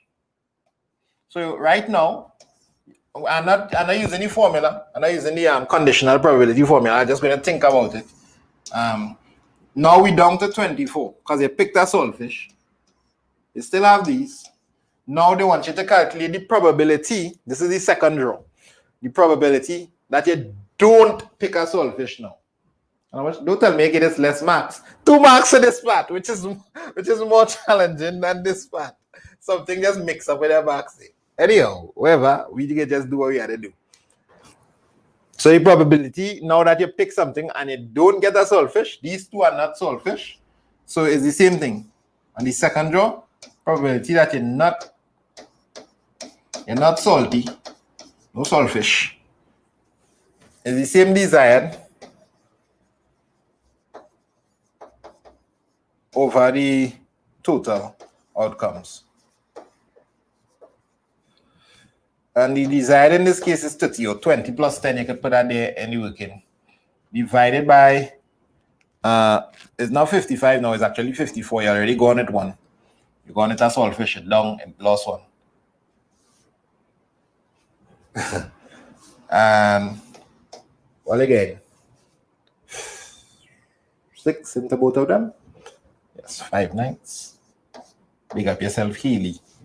5 ninths. That's it. You take it 2 marks and go with that. That's some weird things there. But. Question 8. We're down to the last question, finally. So we have the displacement S of a particle from a figure, blah, blah, blah.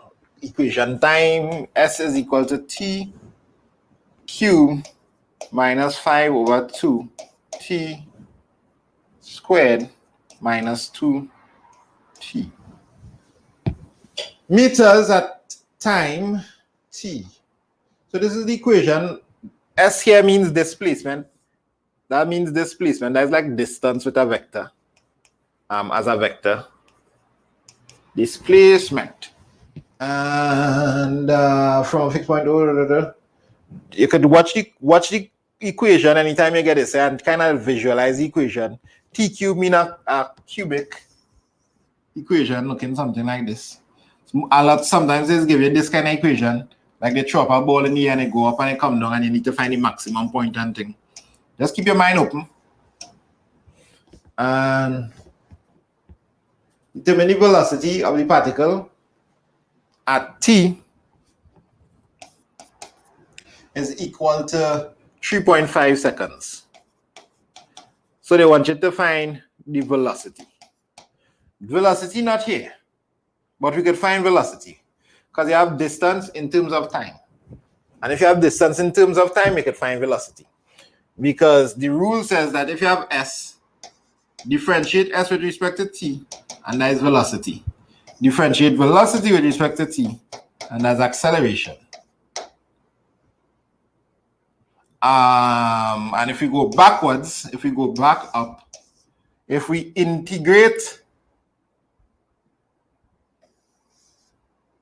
acceleration with respect to t, we should get back velocity. If we integrate velocity with respect to acceleration, is just here. With respect to t, you could get back distance. Understand? And well, if you can integrate in distance, don't make no sense. That's a base. So we want to differentiate. So you're going to say v is equal to ds dt. Dt I wanted to write in. 3t squared minus 5t. And I multiply by that 2, so it's just 5t. Why am I going to write properly now? 5t minus 2. Why is in each artificial? I'll get that. And then I want to substitute when I want to see how much marks are given for this. This velocity is going to be 3 by. Tell me what the answer is here.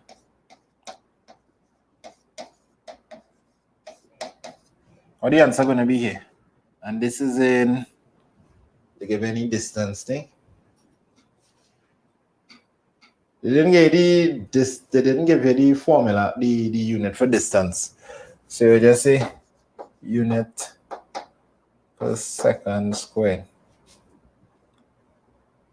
Unit per second is just velocity. So you can't put meters per second. They didn't tell you nothing more meters here. There. Stating the correct unit and they didn't tell you nothing. So they really looking to trap you here. If you put meters, then go in and take away your marker. They didn't tell you anything about the units. You had to put unit per second. They didn't tell you anything about what distance it was. So 17.25 is what them youths them saying. 17.25 units per. What happened back squared is not squared per second. Just velocity, meters per second, unit per second. They didn't tell you meters. Next up. If the particle is momentarily at rest, find the time t at this position. So you want the particle to be at rest. If the particle is at rest, this is equal to 0. So at rest, v is equal to 0. So 0 is equal to, and you already seen a nice little quadratic watching you there.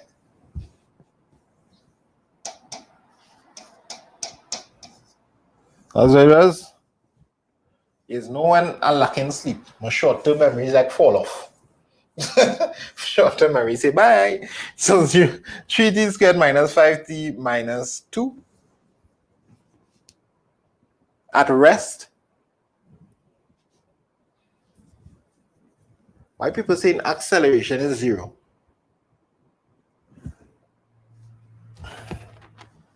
You need to go quite long to acceleration. If you have to rest, yeah, acceleration at 0, but more importantly, velocity at 0. They said meters. Somebody saying they said meters. Oh, yes, they did say meters up there. Any question? They say meters. But at least I prepare in case they didn't say meters. I didn't scroll all the way up. Now, meters per second, you could write it like this as well.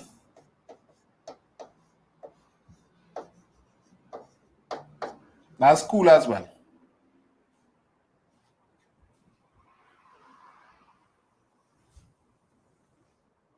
At rest.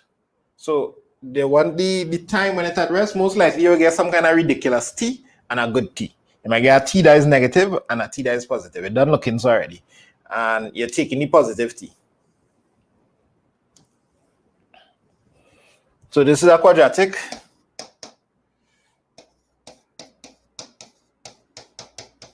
You can solve quadratics on the calculator too.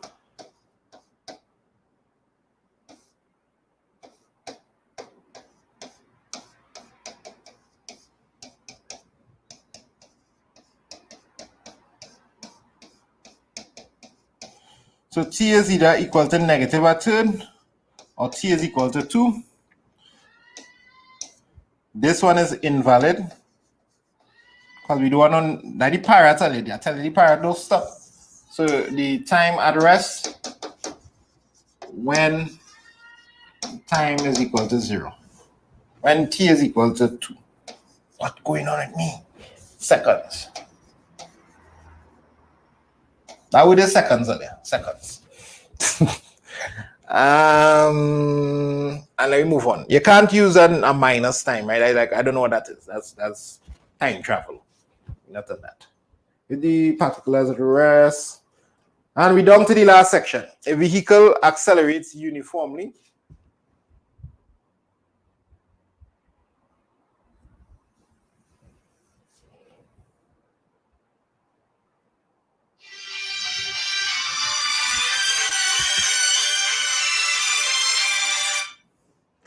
So they would really take marks for that, put in meters instead of units. If the question didn't say meters, if they ask for units and they didn't, and they give you a certain, you gotta use what they give you, Yeah. 100%. But they will give you the units. They give you the units. And if they don't give you the units, just per unit.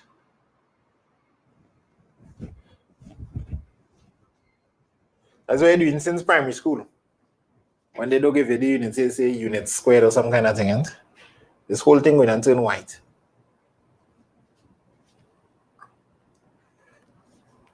We're my new board, boy.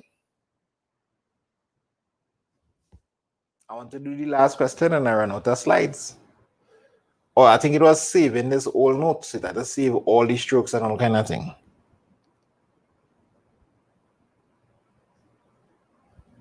Last question, Alice. Stay with me. Stay with me. I've seen people dipping. If I ain't dipping, you can dip.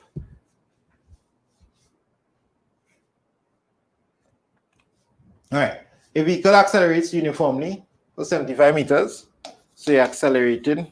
Don't tell me how to draw a graph. For 75 meters. Because if I had to draw a graph here on your own, I gotta try something. And then travels for another 120 meters at its maximum speed. So it accelerated. Then it was a uniform travel. Travels another at its max speed. So yeah, max speed for 120 meters. And then the vehicle later stops at the traffic light. So wait, it accelerates uniform at the max speed, stop at the traffic light. They didn't say no slow down or anything. The distance from rest to the traffic light is 240. So I guess it's slowing down to stop for the traffic light, right? Let me just assume now. Slows for traffic light.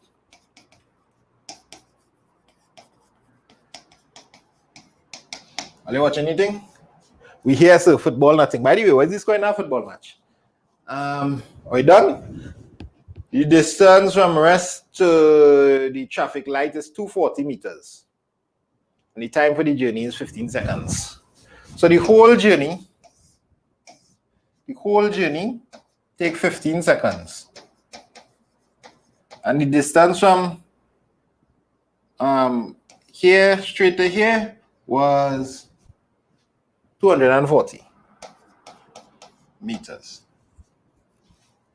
England winning. England really going to win the Euro, right? Well, it's supporting. Well, it's supporting.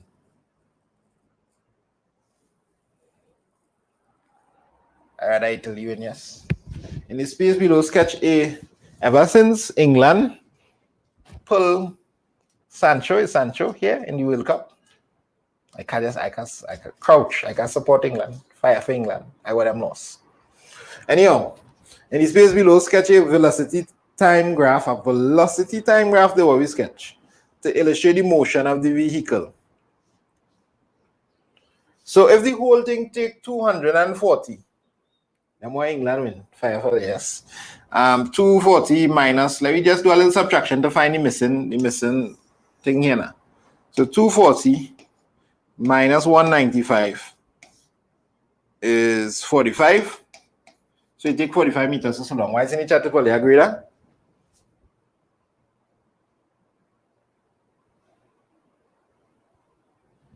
Yeah, man, DK, bless up yourself. But there's add maths, eh? Add maths. Problems of the add maths here.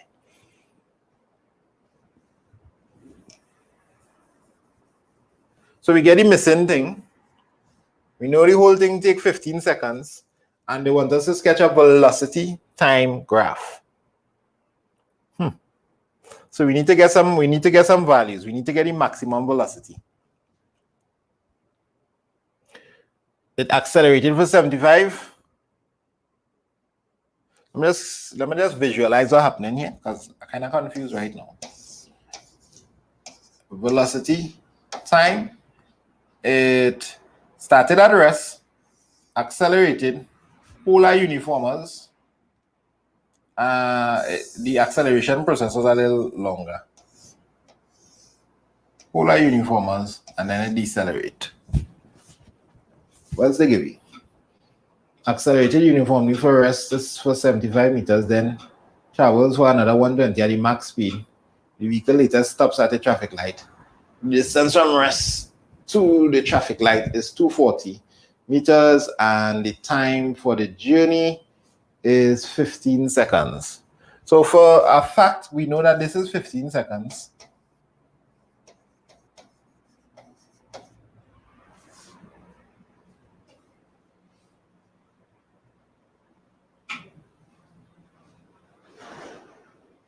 And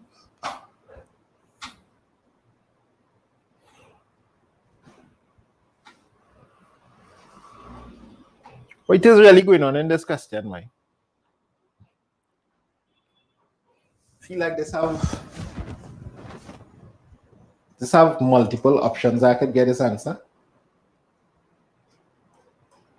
I could get this answer with multiple options. I feel like I could fit the distance in different ways in this. All right, well, let me see something. This first part of the graph here took 75 meters. So the area there is 75 on that velocity time graph. This second part is 120 meters.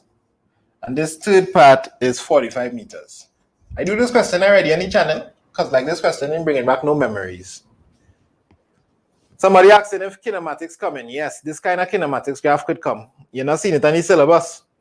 Go and check in the part under differentiation and integration. Go and check on the calculus. Italy score? Zach, don't play it, man. I'll verify if Zach telling you to trolling there.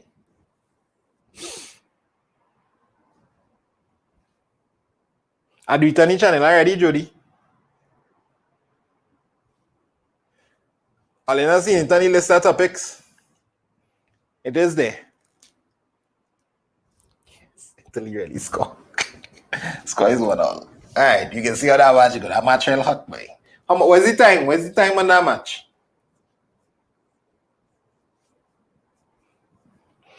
So we are 75, we are 120, 45 meters. What else we know, boy? What else we really know? The whole thing take 50 seconds. We know it's a trapezium. We know the total area, we know the area of that triangle. We could do some equations and get the h. After we get the h, we get the h, we could probably get the b and thing. 69 minutes. Let me see if we can finish first. I find this looking a little bootleg here, but this question looking a little bootleg. Calculate the length of time the vehicle maintains constant speed. What else? That's it. Calculate the maximum velocity afterwards. So to begin, I need this whole thing took 15 seconds. I might assume, what am I to assume? I might assume it decelerated the same way it accelerated. Let me do some equating here and see if this could come. Anybody have an answer to this question? Yes, let me do some equating and see if I can get the h. The first thing I'm going to try and tackle is this. I'm going to get the maximum velocity. So, let's call this x, this value x. Let's just consider this first triangle. So this size of question may not be able to come. This question a little too hard. Even if I could solve it. How the marks distributed now? Let's call this h or v max. Same thing, right? The maximum velocity. So if I want to find the area of that triangle, 75 is equal, I'll just call it h, is equal to x times h divided by 2. So xh is equal to 150 based off of the first triangle, the distance now. All right, let's call here, probably I should call it a, b, and c, or x1. So each of the distance there, a, b, and c. Because I need to draw the graph, I need to find what this value is and what this value is in terms of time.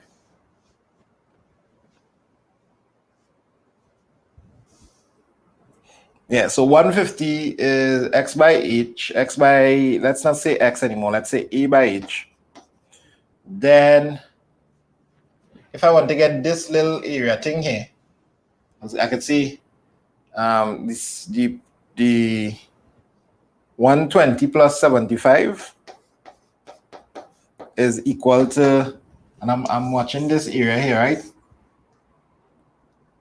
Is equal to a plus b, sum of the parallel sides, a plus b by the distance between them by height. Let's introduce our next variable that I can connect and get rid of. What kind of question is this? So this, should I continue like this? I don't know. I'll leave it that day for now. And I could also, where the 150 come from?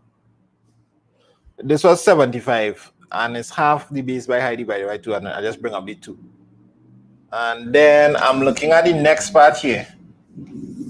I just consider any different equations I can have and see if I'll be able to solve a system of equations now, which is normally what you do for these kind of questions. But I'm feeling like something missing, because I'm feeling like it could be any kind of value. I could twist this trapezium to make these distances with different heights. Like if I send up the height, I just shift it different way. So I'm not too sure. Yeah. So every now and then the camera is out of focus when it's trying to find me. And the final frontier, the area of the whole journey, which is 240. 240 is equal to, and you see there's no way to get rid of the A, the B, and the C.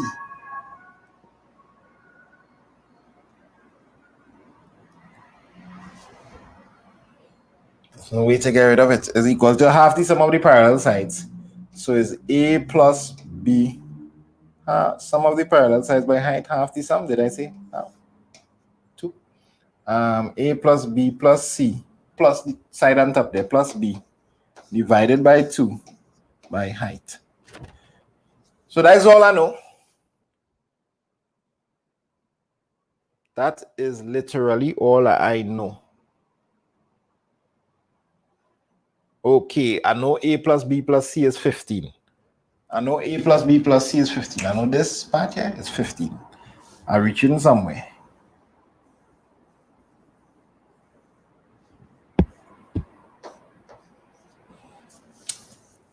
And B. Okay. So how much variables I have in these equations here? Let me see. So I know 150 is equal to A by H. I know 195 is equal to, is the nicest way to write this by. I want to multiply the two. I hope you all staying with me. I'm not too sure if this kind of level should come on. I've seen people dip it. 195 times 2 is what? 390. 390 A plus 2B by H.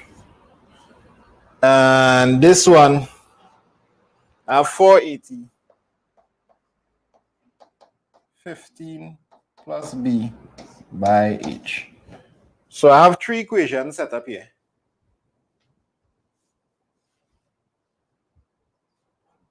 Why is CXC still being allowed to do this to us? Still. So I have 3 equations set up here. And how much variables I have? I have A, B, H. That's it. A, B, H. I got rid of C. How I get rid of C? A plus B plus C. Okay. A, B, H. And then I could solve this. I could solve this and start to figure out people here. All of this for 3 marks. Yeah, bro. And that's the next problem that me and other maths teachers had with this question. We already used to bring it. They used to ask you something for 2 marks. They had to do all this stuff to figure out anyhow. So, if you look at the specimen paper, you'll see how they bring in kinematics now. It's in the differentiation and it's in the integration question. They're not going to bring it like a separate question for itself. So it's in the integration and in the differentiation question. One is particle and one is motion like this. One is this kind of graph thing. So I don't think this stage, this is like one of the harder questions, and there's the next one that people send in the Discord channel that I do understanding like about 3 or 4 times. With the graph and then missing. You can check out my admaths video and look for the kinematics. It's be interesting. So okay, so let's see how we solve this system of equations. We want to get rid of some variables here. I would substitute for A using H, and I will substitute for B using H here. You understand? You gotta take some doing, but we could do it. Let me just get this graph out of the way. And we'll see if this thing makes sense. After we get the answer, we'll never watch this question again in life. Never. But now I'm curious to see if it could be done. Where to put you by graphy boy? Put you in the corner down there. You relax down there. I could always bring you back up to meet the boys just now. All right, so from equation 1, I'll write a little small and I'll work a little fast. From equation 1, A is actually 150 over H. I hope I didn't make no mistakes anyway. And from equation, that's equation 1. From equation 3, B, I want to get B so I could substitute it in, right? So it'll be 480 over H. From equation 1 is that from equation 3, B is going to be 480 over H minus 15. And substitute for A and B in equation 2. I didn't really label equations, right? But this is 1 This is 2. And this is 3. It's going to be, we was going so good. We was going so good. And out came this question. It's going to be 180 over h, I'm substituting, plus 2 by 480 over h minus 15. H going and come out to we just now. Oh my gosh. H, don't go and do no quadratics here. No, we in. If H is not quadratics here, then this question is real bad things. Yeah, let me do that on the next piece of screen here. So I'm going to take this up here and see if we can solve this. So this is 390.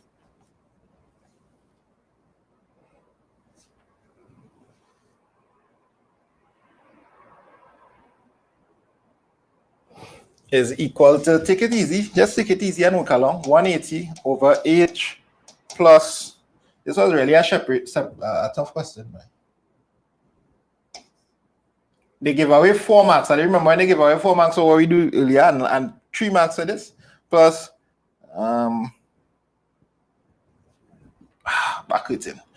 2 times 480 is what, 960 over h minus 30 by h. So this is going to be 390 is equal to 180 plus 960 minus 30 h. I'll see if I can boil down h for me. So I multiply 2 by this, I get 960. 2 by this, I get 30. 180 over h. See if I get a little h coming up for me there, if it's making sense. Yeah, it's making sense. 390 minus 180 minus 960. Again, negative 750 is equal to negative 30h. So h is negative 750 over 30.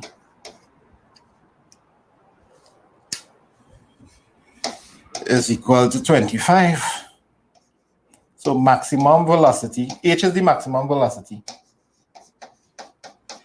is equal to, I hate this question, my Lord Father, is equal to, actually, I love the question, but I hate it for students. 25 meters per second. Who come up with a stupid question, man? 25 meters per second. So that is what that is. We can double check just now. This is 25 meters per second. So now we could start to kind of draw a graph, but we still need to know A, which will give us this value, and B, which will give us that value, and then C, we can figure out C, right? Well, we already know C. C is the full 15. To reach the C, to go to the full 15 seconds. So A is going to be 150 is equal to AH. A is 150 over H now, you understand? A is equal to 150 over 25. What's that? 2, 4, 6, 6. 6 seconds. B is going to be equal to, B is equal to 480 over H minus 15. H is 25. How much is the parrot stat?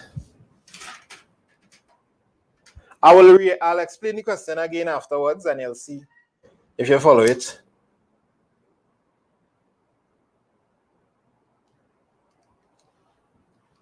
$4.2. Verify that for me.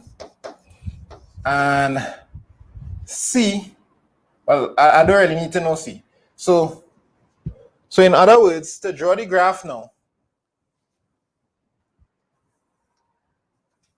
the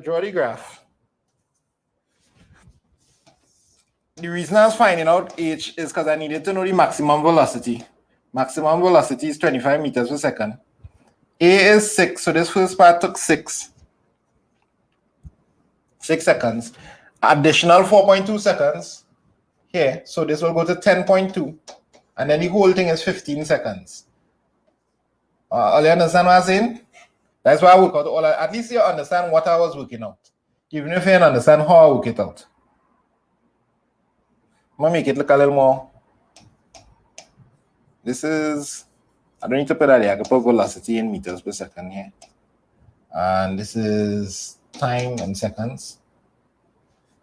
And we had 6, 10.2 will be about there, and 15 will be about there.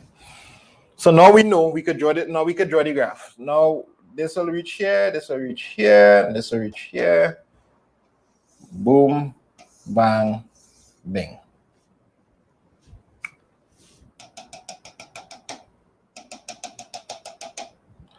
And that is really, but obviously your graph will look a little sweeter than mine. 3 marks. 3 marks. So let me just show you what I do again. Let's see if we can spot a little easier way to come through this. So they told us, you see, they didn't really tell us much. It accelerated for 75 meters, maximum speed for 120 meters, and then it slowed down for 45 meters to stop. And we had to work out this 45 meters. Well, we know the whole thing is 15 seconds. So I kind of drew the graph, a sketch of the graph, and I designated the different areas. 75 meters to 120 meters, 75, 45 meters. And we know that because the area and velocity time graph represents distance. So therefore, this area, the base of this triangle by the height divided by 2 must be equal to 75. This area, 120 meters. Well, actually, I find the area of this whole trapezium. I could probably do the square part here, and that might have been easier based by. No, actually, I needed something to transfer everything into. So I use this whole trapezium, and then I use the big trapezium. And that's where I get these 3 equations from here. Equation for the triangle, equation for the trapezium that look like this, and then the equation for the whole trapezium here. And then I solve this. This is a system of equations. I just make it look a little more simpler here. I solve the equations for A, H, and B. And I know it could have solved because if you have 3 equations and you have 3 variables, you could solve it. Where's this score in the match earlier? And where's the minutes? So when I solve it, I get A, B, and C. I get A to be 6, B to be 4.2. So I say 6 and 4.2, that means that is 10.2. And I get H to be 25. So now I know my graph looking like this. And then they asked me thing about maximum. Calculate the length of time the vehicle remained at a constant speed. It remained at a constant speed for 4.2 seconds. And calculate the maximum speed. The maximum speed is equal to 25 meters per second. Now, one of the things that they might 188, 86 minutes. That is vibes. That much is vibes. Extra time, extra time. This whole Euro Cup was real good. Although I didn't get to watch much games, but this was like one of the best football tournaments ever. Calculate the length of time the vehicle maintains constant speed, and then calculate the maximum velocity obtained. So that is that. You could work back through this and see if you get the correct answer. I will do this off stream to see if I get the correct answer. If I don't get the correct answer, I delete in this video. Now, you should work it should work out to give the correct answer. Like 25 times 6 divided by 2. I'm supposed to get 75. Yeah, that is 75. So that's the distance here. And that's the distance in the first part of the journey. And then you can double check all of it to see that it worked back out to give you the correct answer. All right. Something like this could come. Yes, but not this difficult. I don't think they'll bring it this difficult because this will take time. And although kinematics is still in the syllabus, the way they stick it in the differentiation and integration questions, they have less marks to play with. Right? They wouldn't be able to develop a hard questions with those less marks. But you still need to study the entire thing, and you're still trying to understand what I do here. Love and blessings, Alia. Love and blessings. I'll see what I could do if I could come back in. If I could come back in 15 minutes or so. Otherwise, Monday I might try a little thing. I might try a little